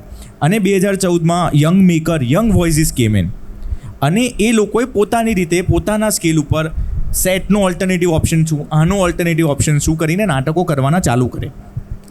અને 2014થી 2024 સુધીમાં થિયેટરનો સ્કેલ છે કે મોટા જે થિયેટર ફેસ્ટિવલ્સ બી થતા હોય છે અહીંયા જે થઈ રહ્યા છે, એમાં સૌથી વધારે ફૂટફોલ થિયેટરની ઓડિયન્સનો છે. હું તમને એક્ઝેક્ટ નંબર સાથે કહું કે ફોર એક્ઝામ્પલ, એક ફેસ્ટિવલમાં જ્યાં ડાન્સ, મ્યુઝિક, થિયેટર, આર્ટ્સ બધું જ થઈ રહ્યું છે, ત્યાં ધારો કે 10,000 લોકો આવ્યા, તો એમાંથી 6,500 ફૂટફોલ થિયેટરનો છે. એટલે તમે લોકો જોવા તો જઈ રહ્યા છો. અમે પણ હવે એ જ જગ્યાએ નવા અને મોટા પ્રોડક્શન્સ થિયેટરમાં ડાયર કરી શકીએ છીએ કે શોધન આટલી મોટી કાસ્ટ સાથે બોમ્બે સત્રા કે ચૂહે બનાવી શકે છે, પ્રોડ્યુસ કરી શકે છે. એનું રીઝન છે કારણ કે પીપલ આર ટર્નિંગ અપ, અને એ ગુજરાતી સિનેમામાં પણ થશે જો લોકો જોવા આવશે તો. બીજી એક નંબર્સની વાત કરું કે આપણે જમકુડી ફિલ્મ જે આટલી કમર્શિયલી ચાલી, અમે લોકો પણ હમણાં બેકસ્ટેજ વાત કરતા હતા કે એક ફિલ્મ આવી અને અચાનક એણે પેરામીટર તોડી શક્યા કે ગુજરાતી ફિલ્મ 25 કરોડ કમાઈ શકે છે યાર, આ તો મજા આવી ગઈ, આપણે કરીએ આવું કંઈક, આપણે કંઈક ક્રેક કરીએ. પણ તમને ખબર છે 25 કરોડ સુધી પહોંચવા માટે કેટલા લોકોએ પિક્ચર જોઈ છે? લગભગ 11 થી 12 લાખ લોકોએ. બસ ગુજરાતની વસ્તી સામે તમે એ નંબર કમ્પેર કરો. અને હું એકચ્યુઅલી એટલે કહી શકું છું કે ઉડનછુના માર્કેટિંગ અને નંબર્સમાંથી હું હમણાં જ બહાર આવ્યો છું. 10 લાખ લોકો, કેટલી 7.5 કરોડની જનતા છે આપણી, 10 લાખ લોકો જો ફિલ્મો જોઈ લેશે ને તો Gujarati films will cross this amount. બહુ જ સ્ટેટિસ્ટિકલ ગેમ છે. પણ ત્યાં પછી પાયરેસી આવે છે, આપણી ઉદાસીનતા આવે છે કે ગુજરાતી છે ને નથી જોવું. એક બાજુ ભાર નાખવામાં આવે છે ગુજરાતી ભાષા ઉપર, જે મિતાઈએ પહેલાં કીધું કે ફિલ્મોએ કેમ ભાષાનો ભાર લેવો જોઈએ, કેમ અમારા ઉપર જ આ માત્ર જવાબદારી છે? તમને તમારા છોકરાઓને ગુજરાતી મીડિયમમાં ભણાવવા નથી કે ના ઇંગ્લિશમાં જ જવું જોઈએ, અને ભાષાનો ભાર અમારા ઉપર કે અમારે ગુજરાતી ભાષાને સાચવવાની છે, અમારે અંગ્રેજી કેમ ભાઈ? અમે એવું તો શું કર્યું? જે હર્ષે કીધું વાત, હું બધાની વાત કોટ કરીને સમાપ્ત કરી રહ્યો છું કે હર્ષે જે કીધું એ કે સમાજ આવો હતો એટલે ફિલ્મમાં છે એટલે સમાજમાં નથી. આ લાઈન ખોટી, ક્યારેક કોઈક મીટિંગ થઈ અમને નથી કહેવામાં આવ્યું, એમાં બદલાઈ ગયું છે. ભાઈ સમાજનું રિફ્લેક્શન છીએ અમે લોકો. એ થિયેટર હોય કે ફિલ્મ્સ હોય, એ સમાજમાં પ્રવર્તમાન છે એટલા માટે અહીંયા આવ્યું છે, અહીંયાથી ત્યાં નથી ગયું. It's a marketing gimmick. એનો ભાર અમે લોકો લઈને ચાલીએ છીએ. મારી જ એક ફિલ્મ હતી કે જેમાં બહુ જ ઇંગ્લિશ ડાયલોગ્સ હતા, પણ હવે એ લોકો, એ જે કેરેક્ટર્સ હતા, એક સિમ્બોયસિસમાં ભણતો હતો, એક દિલ્હી યુનિવર્સિટીમાં ભણતી હતી, એ બંને જણા ક્યાંક મળ્યા. એ લોકો એટલા કોસ્મોપોલિટન કલ્ચરમાંથી આવતા હતા અને એ લોકો ગુજરાતમાં મળ્યા પણ નથી, એવા સેટઅપમાં મળ્યા છે કે જે ગુજરાતી નથી. તો હિન્દી કાં તો ઇંગ્લિશ જ એમના કન્વર્ઝેશનનો એક રસ્તો હતો. તો બહુ જ આમ મક્કમપણે એનો જે વિરોધ થયો છે કે આ તો ઇંગ્લિશ ફિલ્મ છે, કે 70% ડાયલોગ ઇંગ્લિશમાં છે, પણ કેરેક્ટર્સ એ દુનિયામાંથી આવે છે. કેરેક્ટર્સનું જે સોલ છે એ ગુજરાતી છે. એટલે આવી બધી નાની નાની વાતોને ભેગી કરીએ ને તો એનો એકમાત્ર જે નિચોડ છે ને કે ઇટ્સ અ 2-વે પ્રોસેસ. અમારે સારી અને અલગ વાર્તાઓ પીરસવી જોઈએ અને જેનામાં બહુ જ એના માટે કટિબદ્ધ છીએ અને પ્રવર્તમાન છીએ, પણ તમારે એ બધા પ્રયોગો જોવા આવવું પડશે, તમારે એને બિરદાવવી પડશે. જ્યારે વશ બને છે તો તમારે એને વધાવવી પડશે. જ્યારે એક થ્રિલર ગુજરાતીમાં બને છે તો તમારે એને વધાવવી પડશે. તો જઈને કોન્ટેન્ટ ડાયવર્સ થશે, તો એક ઓડિયન્સ સેટઅપ બિલ્ટઅપ થશે. નંબરની અગેન ફરી વાત કરું કે 2014માં જે થિયેટરનો સીન હતો એમાં પેરેલલ થિયેટરમાં કે તમારે સહેજ પણ મિનિંગફુલ થિયેટર કરવું હોય કે વાત કરવી હોય તો 3 શો એટલે તો વાત પતી ગઈ. 3 શોએ તો ચેપ્ટર ક્લોઝ થઈ જશે કે ના 3 શોથી વધારે ચાલે જ નહીં. જેના 5 શોએ તો નાટક સુપરહિટ કહેવાતું કે 5 શો કરી નાખ્યા એમ. 2014માં મારું નાટક 10 શો કરી ગયું હતું તો હું સડનલી લાઇમલાઇટમાં આવી ગયો હતો કે અરે આના 10 શો થઈ ગયા એમ, કે કઈ રીતે શક્ય છે. અત્યારના એ ઓડિયન્સ મોટું થતાં એવું થયું છે કે average 40 to 50 shows we can easily reach. હર્ષના નાટકનો જ હવે 25મો પ્રયોગ છે within 1.5 year, not more than that. મારું જે એક નાટક ચાલી રહ્યું છે એ 25 શો ક્રોસ કરશે. Now it is normal to cross 35-40 shows, જે 10 વર્ષ પહેલાં રિયાલિટી જ નહોતી. 10 વર્ષ પહેલાં એવું લાગતું હતું. અને એ કોના લીધે થવું જોઈએ? અમે જુદી વાર્તા પીરસી, પણ એમાં તમારો પણ એટલો ભાગ છે ઓડિયન્સ તરીકે. જે વસ્તુ તમારે સિનેમામાં રેપ્લિકેટ કરવાની છે. ગુજરાતી ઓડિયન્સની જ વાત કરી રહ્યો છું, ગુજરાતી લોકોની જ વાત કરી રહ્યો છું. અને થિયેટર તો મોંઘું છે. તમને કદાચ ફિલ્મની ટિકિટ 200 રૂપિયામાં કે સ્કીમમાં 99 રૂપિયામાં મળી જશે. અમારે તો ટિકિટ જ 300થી શરૂ થાય છે અને એમાં કમ્ફર્ટેબલ ચેર પણ નથી. નીચે બેસવાનું છે પલાઠીવાળીને, અમે જ્યાં થિયેટર કરીએ છીએ ત્યાં તો. પણ ગુજરાતી થિયેટરની ઓડિયન્સમાં જે લોયલ્ટી આવી છે એ લોયલ્ટી ગુજરાતી સિનેમાની ઓડિયન્સમાં રેપ્લિકેટ થવી જોઈએ. આપણે કહીએ છીએ ને કે મલયાલમ ફિલ્મ્સ આટલી ચાલી, એ લોકોની ઓડિયન્સ બહુ લોયલ છે.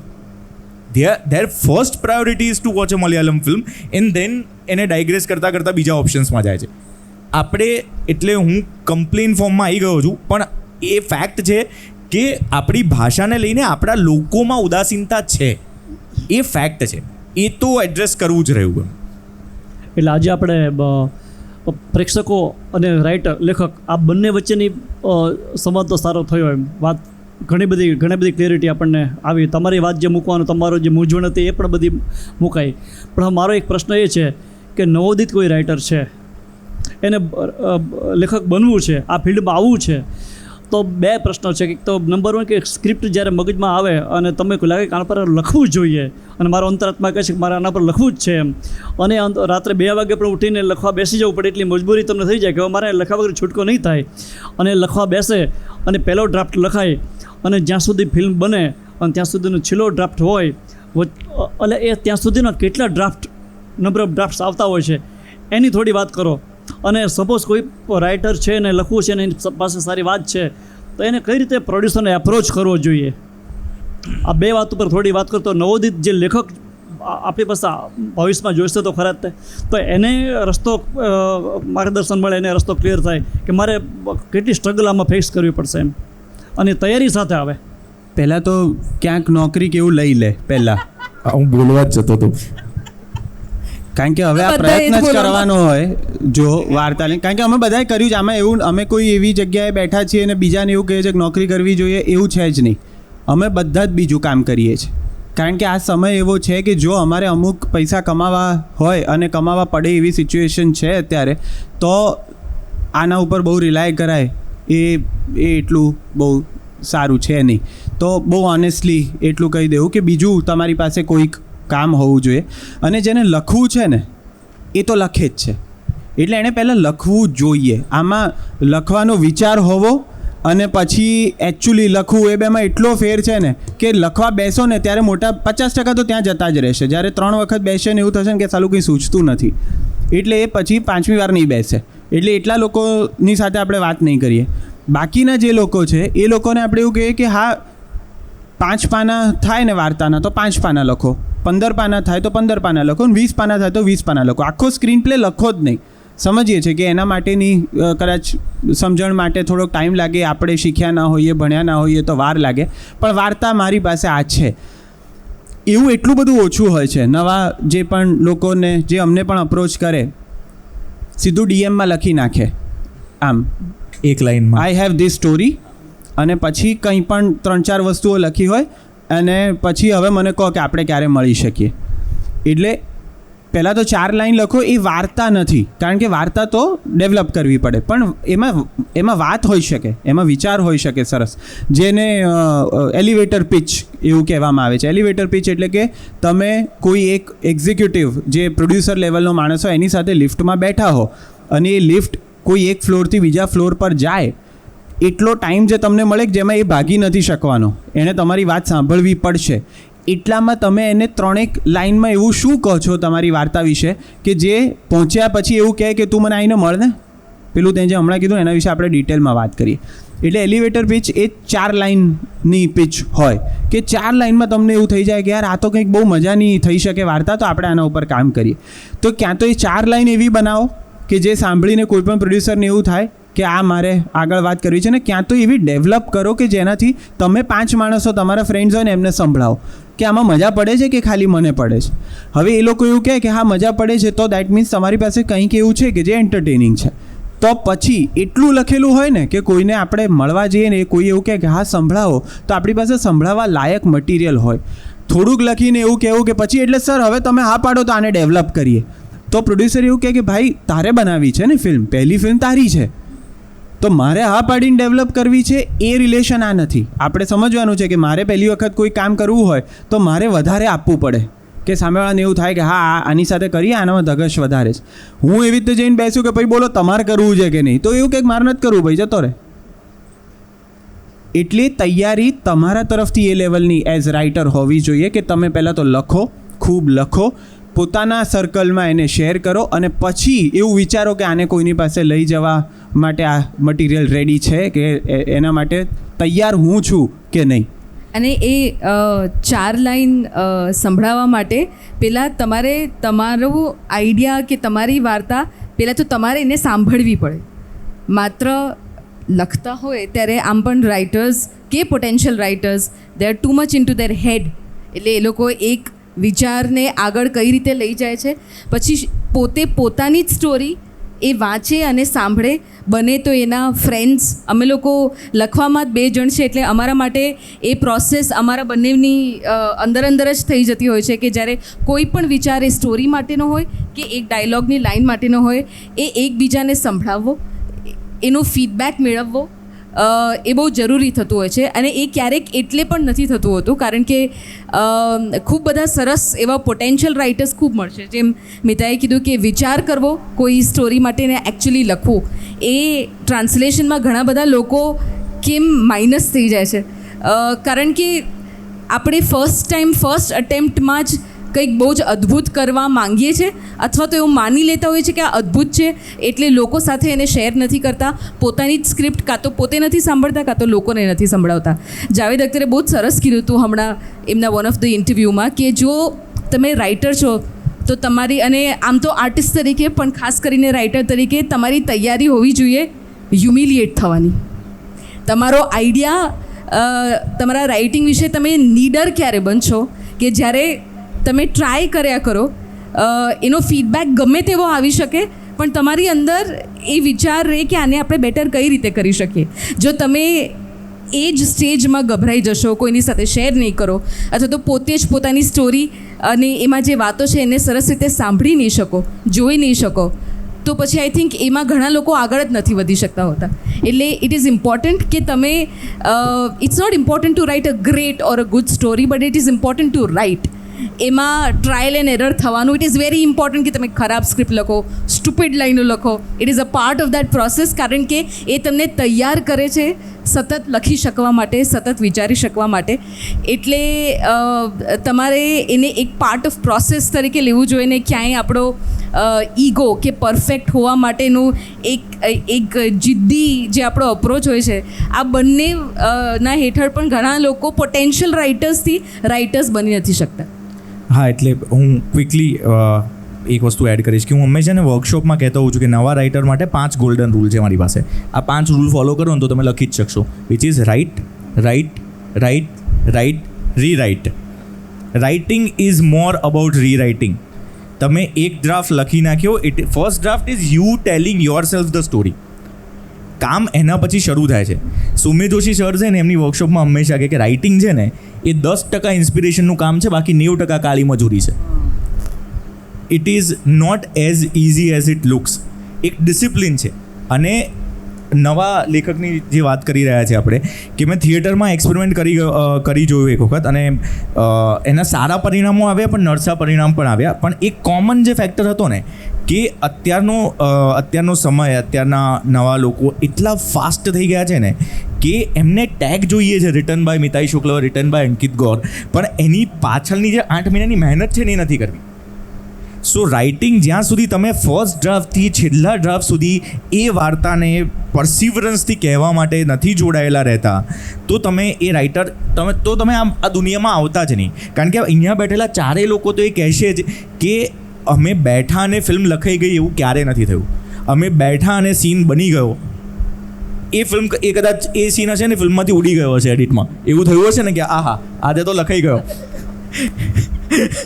એટલે બીજી એક વાત એ પણ છે કે આખી વાત બરાબર છે પણ એમાં ક્યાંક ફિયર ફેક્ટર અને પ્રોટેક્શનની વાત કરીએ તો ઘણા મેં એવા સાંભળેલા છે કે મેં પીસી પોઈન્ટ ઉપર કે ગુજરાત કોલેજ બહાર બેઠા હતા ને કે પછી કોઈ એવી જગ્યાએ બધા નાટ્ય ફિલ્ડના મિત્રો બેસતા હોય અને ત્યાં કોન્સેપ્ટને વાત શેર કરી મિત્રો સાથે અને 6-8 મહિના એ સિરિયલ તો આવી પણ ગઈ. એટલે કોઈકે બનાવી લીધું તમારો જે આઈડિયા હતો. એ વાત આખો કોન્સેપ્ટ આખે લઈને એ ત્યાંથી એ લગભગ પ્રોટેક્ટ અને ના, એટલે એનું એક આર્ગ્યુમેન્ટ, કારણ કે આ બધે જ થાય છે, આ ફરિયાદ પણ બધે છે, પણ એ છે કે જો તમારી પાસે એક આઈડિયા હતો તો તમારે બેસીને લખવો જોઈતો હતો. તમે જ્યારે ચા પીતા કોઈને એવું કહો છો કારણ કે તમે એટલા આળસુ છો, તમને ખબર છે કે આના ઉપર મહેનત લાગશે, માર નથી કરવી, અને પેલાએ 6 મહિના આપીને ઊભું કરી દીધું ને બનાવી દીધું. એટલે આ પેલી છોકરી મને ગમે છે એટલે હવે બીજો છોકરો એને લાઈન નહીં મારે એવું નથી કે મેં કીધું તું યાર કે મને ગમતી હતી યાર, તો તું શું કરવા ગયો? પણ કારણ કે એને પરસ્યુ કરવાની હતી તે ના કર્યું, તું ગભરાયો, તું બેસી રહ્યો કે ના એ મને ના પાડી દેશે તો રહેવા દો ને, એના કરતાં આપણે દૂરથી જ જોઈશું. અને પેલો જતો રહ્યો ગુલાબ લઈને અને હવે એ છોકરી એની સાથે કોફી પીવા જાય, પછી કહું સારા એકચ્યુઅલી હતી તો મારી હો યાર, પહેલી વાર મેં એને કીધું હતું કે પેલીને જો. એવું ના હોય, આ મહેનત લાગે છે. આ કરતા આ બહુ ઇઝી છે એવું કહેવું કે આ જે છે ને એ તો મારું હતું, 100% એકચ્યુઅલી મારો આઈડિયા હતો. પણ લખવો પડે, કારણ કે એકચ્યુઅલી આઈડિયા હતો એ તો હતો જ. હર્ષ એવી ફિલ્મોમાં ભાગ રહી ચૂક્યો છે કે જેમાં આઈડિયા એનો હોય અને ડેવલપ કોઈ બીજાએ કર્યું હોય. તો એવું નથી, આ કોલેબોરેશન છે, ડેવલપ બીજો માણસ કરી શકે ને કદાચ તમે વિચાર્યું હોય એના કરતાં બેટર ડેવલપ કરી શકે. આઈડિયા તમારો જ હતો પણ બીજાએ એને વધારે સારો બનાવ્યો, એવું પણ હોઈ શકે. એટલે આ કોઈને બ્લેમ કરવો એના કરતાં તો પોતે લખી દેવું ના કહીને કોઈને. અને બીજું, એના માટે સ્ક્રીન રાઇટર્સ એસોસિએશન જેવી કોઈ જગ્યામાં નોમિનલ ફીમાં તમે મેમ્બર થઈ અને નોમિનલ ફીમાં તમે તમારા કામને પ્રોટેક્ટ કરાવી શકો છો કે જે કાલ ઉઠીને તમે એવું કહો કે મેં આ લખ્યું હતું તો એ રજિસ્ટર્ડ છે. આ બધા માટે જે એક વસ્તુ જોઈએ એ જોઈએ કે આળસ કાઢી નાખવી પડે. હું લખતા મને હવે લગભગ 14 વર્ષ થયા છે. હું અંકિતની સાથે અમે જ્યારે કોફી પીતા હતા અને વાર્તાની ચર્ચાઓ કરતા હતા 2017-18ના 16-17ના ટાઈમમાં, એ ત્યારથી સ્ક્રીન રાઇટર એસોસિએશનનો મેમ્બર છે. હું ગયા વર્ષે થયો, 4 મહિના પહેલાં થયો.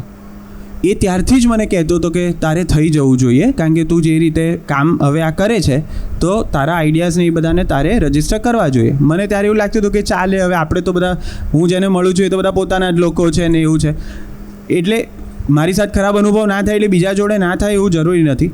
પણ પોઈન્ટ એ છે કે આમાં મારે આળસ છોડવાની હતી. હવે હું કોઈને એવું કહું કે એકચ્યુઅલી મારો આઈડિયા હતો તો અંકિત મને એવું જ કે ભાઈ પણ તો રજિસ્ટર કેમ ના કરાવ્યો? તને તો કીધું તું કે આ જગ્યા છે, આને તને ખબર જ છે, તારી પાસે ફોન છે, તારી પાસે ગૂગલ છે, તું સર્ચ કર કે આઈડિયા હોય, રજિસ્ટર ક્યાં કરવાનું? આ ઇલિટરસી નથી, બધાને બધું ખબર જ છે. આ આળસ છે કે મારું હતું કોઈ લઈ ગયું, કારણ કે એ બહુ સહેલું છે કહેવું કે મને ખાલી ક્રેડિટ આપી દો ને પેલાએ જે બનાવી દીધું છે એની, એટલું જ મને આપો, મારે પેલી મહેનત નહોતી કરવી. એટલે એ વાત સાથે હું થોડો હું મિતાઈની સાથે છું ને, હું એનાથી એક સ્ટેપ થોડું આગળ પણ કહીશ. કારણ કે આપણે જે સમાજ અને એના રિફ્લેક્શનની વાત કરીએ છીએ, તો હું, મિતાઈ, તમે, નેહલ, હર્ષ બધા એક જ સમાજમાં જીવી રહ્યા છીએ. તો બધાને એક વિચાર પણ આવી જ શકે છે. We live in the world of execution. અમને જ સરખો આવેલો. અમે પહેલી વખત મળ્યા હતા જ એવી રીતે કે અમારો એક કોમન ફ્રેન્ડ છે, મેં એને કીધું હતું કે મારા મનમાં કંઈક આવી વાર્તા મેં એને કીધું હતું, અને એ છોકરાને, એ અંકિતનો ફ્રેન્ડ છે, એટલે અંકિતે એને કીધું હતું કે આપણે કંઈક આવું બનાવશું. પેલા એવું કીધું તમે બે મળી લો પહેલાં. એ એક જ ટાઈમે એવું થયું કે અમે બે સાવ જુદા લોકો જે એકબીજાને ઓળખતા નહોતા, એમણે બહુ જ સિમિલર વાત એ એની સાથે શેર કરી હતી. હવે એ કોમન કડી ના હોય તો એણે એની રીતે 6 મહિના આપ્યા હોય અને મેં આળસમાં કંઈ ના આપ્યું હોય, તો હું બી પછી એવું કહું કે આ અંકિત ક્યાંથી લઈ ગયો યાર મારી વાર્તા, એ તો મને ઓળખતો જ નથી. અને એક વાત એ પણ છે, તમે એમાં બિલીવ કરો કે ન કરો, કે જેમ આપણે વાર્તાને પસંદ કરીએ છીએ ને, એમ વાર્તા પણ એ લાયક માણસને પસંદ કરતી હોય જ છે. એટલે એ જ્યારે વાર્તા ખખડાવે છે તમારું પારણું, ત્યારે જો તમે ઓપન નથી તો એ બીજા રેડી અને લાયક ક્રિએટર પાસે જશે જ. આ યુનિવર્સનો રૂલ છે, આપણાથી બિયોન્ડ છે. આપણે ખાલી એટલું કરી શકીએ કે આપણે તૈયાર રહીએ અને ઓપન રહીએ. That's the only thing that we can do. Thank you. હવે છેલ્લી 5 મિનિટ આપણી પાસે છે, તો ઓડિયન્સમાંથી કોઈને પ્રશ્ન હોય અને પૂછવો હોય તો આપણે ફોરમને ઓપન કરીએ. અમે બહુ કોઈને બધું કંઈ કહી દીધું છે. છે? હા જ. હલો, નમસ્કાર. પહેલાં શ્યામ બેનેગલ અને એવા એક પેરેલલ પિક્ચરો બનાવતા ડિરેક્ટરો હતા જેને નાણાં રળવા એવી બહુ નહીં પણ એમને એવોર્ડ મળતા, અને મનમોહન દેસાઈ ને સુભાષભાઈ ને એ લોકો નાણાં રળતા. આપણે ત્યાં પણ એવું કેમ શક્ય નથી દેખાતું? કારણ કે નાણાં રળવાની જ છે ને છેવટે મથામણ બધી બાજુ આવતી જાય છે. કે એ સમય થોડો સારો હતો કે આ સમય થોડો વધુ આર્થિક થઈ ગયો છે? આમાં શું તમારા લોકોનું માનવું છે? એટલે આર્થિક મુદ્દા તો એવા છે કે જેમાં એક તો દરેક જણાની જુદી જુદી નીડ હોય છે. ક્યાં પહોંચવું, તમારે કેટલા પૈસા હોય તો તમે શાંતિથી સારી રીતે જીવી શકો, જવાબદારીઓને ધ્યાનમાં રાખતા. એટલે પૈસા માટે કામ નથી કરતો એ કહેવું એટલી મોટી લક્ઝરી છે, એટલો મોટો પ્રિવિલેજ છે ને, કે તમારે જરૂર ના પડે કે તમે એવું ચૂઝ કરી શકો કે મારા પોતાના માટે હું આ કામ કરી શકું છું, કારણ કે કંઈક મને સપોર્ટ છે, ક્યાં તો એ ફાઇનાન્શિયલ છે, ક્યાં તો મારી જરૂરિયાત ઓછી છે. તો મારી પાસે હિંમત છે કે હું આ વસ્તુ કરી શકું. આ સમય ખોટો કે જુદો છે એવું કદાચ મને એવું લાગે છે અત્યારે પણ એવું એક પેરેલલ ફેસ્ટિવલ સર્કિટ એટલું બધું સ્ટ્રોંગ છે જેમાં કદાચ પૈસા પણ પહેલાં હતા એના કરતાં વધારે છે, કારણ કે ઘણી બધી ફિલ્મો ફેસ્ટિવલ ફિલ્મો તરીકે જ્યારે 5 જગ્યાએ આવે છે તો એક્ઝિબિશનમાં ને એવી બધી જગ્યાએ ફરે છે, મોટા મોટા લોકો એને જુએ છે, એને ઘણો બધો સપોર્ટ થાય છે. કમર્શિયલ સિનેમાનું ગણિત બહુ જુદું છે. એમાં ઓડિયન્સે નક્કી કરવાનું છે કે એ એના હાર્ડ અર્ન પૈસા એ તમારા ઉપર, તમારી પ્રોડક્ટ ઉપર ખર્ચે કે ના ખર્ચે. ફેસ્ટિવલ ફિલ્મોમાં લોકો ઇન્વાઇટ થઈ અને જોવા આવે છે, એ ઇન્ટેલેક્ચ્યુઅલ લેવલ ઉપર તમારી ફિલ્મ અને એના વિચારને સમજે કે ડાયસેક્ટ કરે કે જે પણ કરે, એ રિલેશન બહુ જુદું છે. ઓડિયન્સને બોલાવવી, પૈસા પોતાના કોઈ માણસ ખર્ચે તમારા માટે, એનાથી અઘરું દુનિયામાં કશું જ નથી. હું પર્સનલી એવું માનું છું કે આનાથી ઉપર કોઈ એવોર્ડ નથી, કારણ કે એક આટલો મોટો વર્ગ તમારી ક્રિએટ કરેલી કોઈ વસ્તુ ઉપર પોતાની પસંદગી ઉતારે છે, એ બહુ મોટા લેવલનું વેલિડેશન તમને આપે છે. એ એક 5 જણની જ્યુરી આપે ને ત્યારે આપણને બહુ મજા પડી જાય છે, જે બહુ અનફેર છે પેલા 1 લાખ લોકો કે 10 લાખ લોકો માટે, કારણ કે એણે તમને એ વેલિડેશન આપ્યું જ હતું. એણે તો કદાચ વધારે ફિલ્મો જોઈ હતી અને એવું નક્કી કર્યું કે ના પણ હું તમારી ફિલ્મ જોવા આવીશ. પેલા લોકોએ શોર્ટલિસ્ટ કરેલી ફિલ્મોમાંથી એવું કીધું કે તમારી બહુ સારી છે. તો આ બંને માટેના રિલેશન બહુ જુદા છે, ફિલ્મ અને ફેસ્ટિવલના અને ફિલ્મ અને બોક્સ ઓફિસના. મને એ બંનેમાં હું બહુ કમ્પેરિઝનમાં પડતો નથી, મારો પ્રેફરન્સ હંમેશા ઓડિયન્સ રહ્યો છે એટલે. પણ બંને પ્રકારની ફિલ્મો માટે અત્યારે સમય તો બહુ જ સારો છે એવું હું માનું છું, જેના માટે કદાચ અંકિત કદાચ વધારે વાત કરી શકે. હું એક એડ કરું ખાલી કે આ એક્ઝિસ્ટ તો કરે જ છે કે આ પ્રકારની આને ફેસ્ટિવલ ફિલ્મો કહેતા હોય છે ને કમર્શિયલ ફિલ્મો કહેતા હોય છે, પણ હું એ લેબલ્સમાં માનતી નથી. મને લાગે છે 2 જાતની ફિલ્મ હોય, સારી ખરાબ, મિનિંગ કે તમને એમાં રસ પડ્યો કે ના પડ્યો. એ શ્યામ બેનેગલવાળી ફિલ્મોનો સમયની જે તમે વાત કરો છો તો એને હું જુદા પ્રકારની ફિલ્મો, એટલે ફિલ્મોમાં આવી વાર્તા પણ આવી શકે, એની ટ્રીટમેન્ટ આવી પણ થઈ શકે, એની મૂવમેન્ટ હતી 100%. મારી વાત એમાં છે ને થોડી હજુ હું સુધારો એવો આપું કે ગુલજાર છે ને એ બીડી જલે લે જીગર સે પિયા અને કજરા રે તેરે કારે કારે, એટલે એ સાંજે સારી રીતનો સ્કોચ પી શકે એના માટે એવું લખે. અને પછી ગુલજાર પોતાના માટે જ્યારે લખતા હોય સમગ્ર ગુલજાર, ત્યારે એ આખા ગુલજાર અલગ હોય. એટલે એ જ અપેક્ષા અમારી પણ એવી હોય કે ઓકે બને કે બધાને માટે આર્થિક જરૂરિયાતો છે, તો એક છે ને સમાજના ઓડિયન્સને ધ્યાનમાં રાખી, પણ એક ક્યાંય કોઈ જગ્યાએ હર્ષ કે કોઈ જગ્યાએ મિતાય કે કોઈ જગ્યાએ અંકિત ક્યાંક તો રિફ્લેક્ટ થાય કે ન થાય.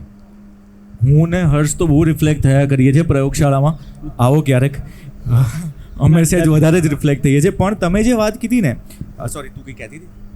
એટલે પોઈન્ટ ઇઝ કે એ સેગ્રિગેશનનો પોઈન્ટ નથી કે આ પ્રકારની ફિલ્મો કે મને તો એવું લાગે છે કે એ જેટલા લેબલ્સ હટી જશે અને એ જેટલું એકરસ થવા માંડે, તમને સ્ટોરીમાં રસ પડે છે કે નહીં એની વાત છે. એ ત્યારની પેરેલલ સિનેમાના ફિલ્મોના પ્રોડ્યુસર્સને પણ એ લોકો પૈસા વગર તો એ પણ ફિલ્મ નહીં જ બનાવી શક્યા હોય.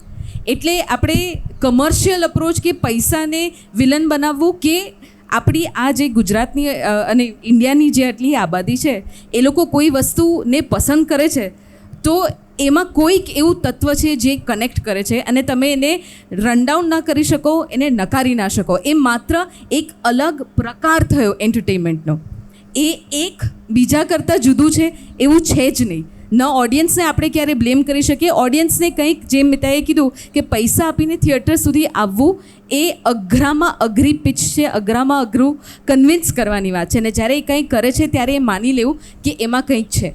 અલગ અલગ પ્રકારની ફિલ્મો બની શકે અને સર્વાઈવ થઈ શકે એના માટે બી વધારે થિયેટર્સ, વધારે પ્રોડ્યુસર્સ, પૈસા જોશે જ. એટલે હું એ સેગ્રિગેશનમાં નથી માનતી, પણ એ બધી જ જાતની ફિલ્મો થ્રાઇવ કરી શકે એવું એટમોસ્ફિયર હોવું જોઈએ એવું 100% માનું છું. Thank you. રાઇટર રિફ્લેક્ટ તો થયા, જેમ કે ગુલઝાર સાહેબનું જે કજરા રે છે એની જ વાત કરીએ તો તેરી સાંસોं में किमाम की खुशबू है, तेरा आना भी गर्मियों की लू है. અને એ જ ગીતમાં એવું લખાયું છે, આંખેं भी कमाल करती है, पर्सनल से सवाल करती है. બરોબર છે? તો જે પહેલો શેર જે છે ને એ કેટલા લોકોને સમજાયો છે ને, અહીંયા પણ આઈ હેવ ડાઉટ. ઓકે, જ્યારે બીજો છે બહુ સીધો, બહુ સરળ, એ લોકો સુધી પહોંચવા માટેનું ગુલઝાર સાહેબનું ટૂલ છે. કારણ કે કલા લોકભોગ્ય પણ હોવી જોઈએ ને. મેં કંઈક એવું બનાવી લીધું કે જે મારા મગજમાં છે, જેનો મતલબ છે, જેનો અર્થ છે, જેનો મોટા મેટાફર છે, પણ જો એ ટ્રાન્સફોર્મ જ નથી થઈ રહ્યું તો એ નિરર્થક થઈ ગયું છે. એટલે ગુલઝાર સાહેબ પણ એટલે બે પ્રકારના મેકર્સ હોય છે. હું માનું છું કે બધા મેકર્સ ઇન્ટેલિજન્ટ તો હોય જ છે, પણ જેમ કે હું છું તો ફોર એક્ઝામ્પલ મારું આઈક્યુ અહીંયા છે. હું એવું માનું છું કે મારા ઓડિયન્સનું આઈક્યુ પણ અહીંયા જ હોવું જોઈએ. ઓડિયન્સ અહીંયા સુધી આવે ને પછી મારી કૃતિ સમજે તો ઠીક છે, ના સમજે તો મને કોઈ વાંધો નથી, પણ એના માટે હું ઓડિયન્સને રન ડાઉન ના કરી શકું. જ્યારે બીજા મેકર હોય છે કે જેને લાગે છે કે મને મારું આઈક્યુ તો વધારે છે, મને લાગે છે મારી ઓડિયન્સનું આઈક્યુ એટલું નથી, તો હું નીચે જઈશ મારી ઓડિયન્સ સુધી અને એને હાથ પકડીને ધીરે ધીરે ધીરે એક સીન, 2 સીન, 5 સીન કરીને ઓડિયન્સ, એ કલાનું કામ છે. That is what a good theatre production, good novel does. કલાનું કામ સોલ્યુશન આપવું નથી સમય કે સમાજના પ્રશ્નોનું, પણ કલેક્ટિવલી ગ્રોથ કરવામાં કદાચ મદદ કરી શકે અને એ રિફ્લેક્શનથી થાય કે આ વસ્તુ છે, આ વસ્તુને એઝ ઇટ ઇઝ અમે બતાવી રહ્યા છે. મારું તમે જે કીધું કે ફેસ્ટિવલ ફિલ્મ, જેમ કે મને પર્સનલી લાગે છે કે 80s parallel cinema was the best time for Indian cinema. કે અમોલ પાલેકરવાળો જે ફેઝ હતો અને એમાં જે વાર્તાઓ બની, મને પર્સનલી લાગે છે, પણ એમાંથી ઘણી બધી ફિલ્મો નહોતી ચાલી, લોકો સુધી નહોતી પહોંચી. તો એ સમાજ, એ સમયે સમાજની માનસિકતા, વાર્તા કહેવાનો મતલબ, અને ફેસ્ટિવલ્સ માટે be I will break one bubble કે એમાં પણ there are people in production house and distributors who are agents, જેમનું કામ છે કે તમારી ફિલ્મ ફેસ્ટિવલ્સમાં પુશ કરવી, કે આ ફિલ્મને સિલેક્ટ કરો, આ કેટેગરીમાં જશે. There is a proper designation for it. It is not just કે તમે મોકલીને જ્યુરીમાં સિલેક્ટ થઈ ગઈ. There is a different commercial market going in there also. Thank you. આ ચર્ચા એવી છે ને કે અવિરત ચાલ્યા કરે ને ખૂબ જ મજા પડે બંને સાઈડથી. એટલે આપણે સમય ઓલમોસ્ટ ક્રોસ કરી ચૂક્યા છીએ. એમનો એક પ્રશ્ન પૂછવો હોય તો એક પૂછી લો અને એક આન્સર એક જ વ્યક્તિ આપણે આપે. અને આપણે પ્રશ્ન પૂછવો જ નથી, હું એમનામાં જ એડ કરું છું. એ કહે છે કે કેમ શ્યામ બેનેગલ છે ને કેમ આવા મનમોહન દેસાઈ ને એમ છે. વ્યક્તિઓ જુદી જુદી હોઈ શકે છે. જો તમે ગર્ભ શ્રીમંત હોવ, તો પૈસાની બી પડી ના હોય અને તમારી ઈચ્છા હોય જ કે આ તો રજૂ થવું જ જોઈએ, તો હું કરી દઉં. પ્રેક્ષકો ગયા ઘેર, મને ગમે છે, મારે મૂકવું છે તો હું મૂકું, પણ જેને એની પાસેથી પૈસા રળવા છે એ પછી પ્રેક્ષકોના લેવલ ઉપર આવીને કરે ને. એટલે આ રીતનો ફેર છે. ગુલઝારને બી આપણે ઘણા બધા નથી સમજતા, ઘણા ગીતોમાં તો સમજ ના પડે કે શું કહેવા માગે છે, પણ ક્યારેક પછી બીડી બી જ લઈ લે, આનું કંઈ કહેવાય નહીં. કેવું મૂડ એની પર પણ તો આધાર રાખે છે. એટલે આપણે એમ ના કહી શકીએ કે કેમ શેનેબલ હવે નથી, કેમ મેનેગલ. Thank you, thank you, thank you, thank you all dignitaries. આ સાથે આપણે આજનું આ સત્ર સમાપન કરીએ અને ખૂબ જ મજા પડી. જે રીતે આપ સૌના રિએક્શન હતા, આપ સૌનું ઇન્ટરેક્શન હતું અને જે લેવલે કક્ષાએ પહોંચી શક્યા અને આદાન પ્રદાન થયું, રિયલી અમને ખૂબ મજા પડી અને આજના દિવસનો ઉઘાડ બહુ જ સરસ થયો. Thank you. થેન્ક યુ અમને બોલાવવા માટે. સરસ સેશન તમે કન્ડક્ટ કર્યો અને તમે આટલું બધું બેસી રહ્યા, જેમાં વચ્ચે ગમે ત્યારે જઈ શકાય એવું અહીંયા એટલું બધું ખુલ્લું રાખ્યું છે કે ઓડિટોરિયમ હોય તો હજી એવું થાય કે આ બેસી રહ્યા છે એસીને કારણે કે બંધ છે, એટલે આમાં તો જઈ જ શકાય એવું હતું, પણ તમે ના ગયા એના માટે ખૂબ ખૂબ થેન્ક યુ. અને પ્લીઝ અમારી કોઈક બી તમને ગમે એવી ફિલ્મો ક્યારેક જોવાનો એ અમને ચાન્સ આપજો. મોટાભાગે અમારામાંથી કોઈ એક જણનું કામ તો એવું હશે જ કે જે તમારી સાથે એવું રહેશે ને કે તમને બીજા 3 કામો સુધી ખેંચી જશે. એટલી એ અમારું પ્રોમિસ છે તમને, એટલે એટલું ખાલી કરજો. Thank you so much. Thank you, thank you, thank you, thank you very much. ખાસ હર્ષશોધન, અંકિત ગૌર, નેહલ બક્ષી, મિતાઈ શુક્લ અને હરેશભાઈ ત્રિવેદી બહુ જ સરસ કંડક્ટ અહીં આજના કાર્યક્રમનું કર્યું. ચારેય પ્રતિભાઓ લગભગ અત્યારે ખૂબ ઉત્તમ કામ કરી રહી છે અને ખૂબ વ્યસ્ત છે, છતાં પણ બહુ જ સહજતાથી, ખાસ કરીને મિતાઈભાઈએ અમને આ કોર્ડિનેટ કરી આપ્યું, એટલે સ્પેશિયલ થેન્ક મિતાઈભાઈ શુક્લ. અને ત્રણેય મિત્રો તો છે જ છે, પણ એકદમ દમદાર, પ્રાઉડ થાય એવું કામ કરે છે. આપનો આભાર. એક ગ્રુપ ફોટો લઈશું આપણે, ત્યારબાદ આપણે આ સમાપન કરીશું. આવો આવો.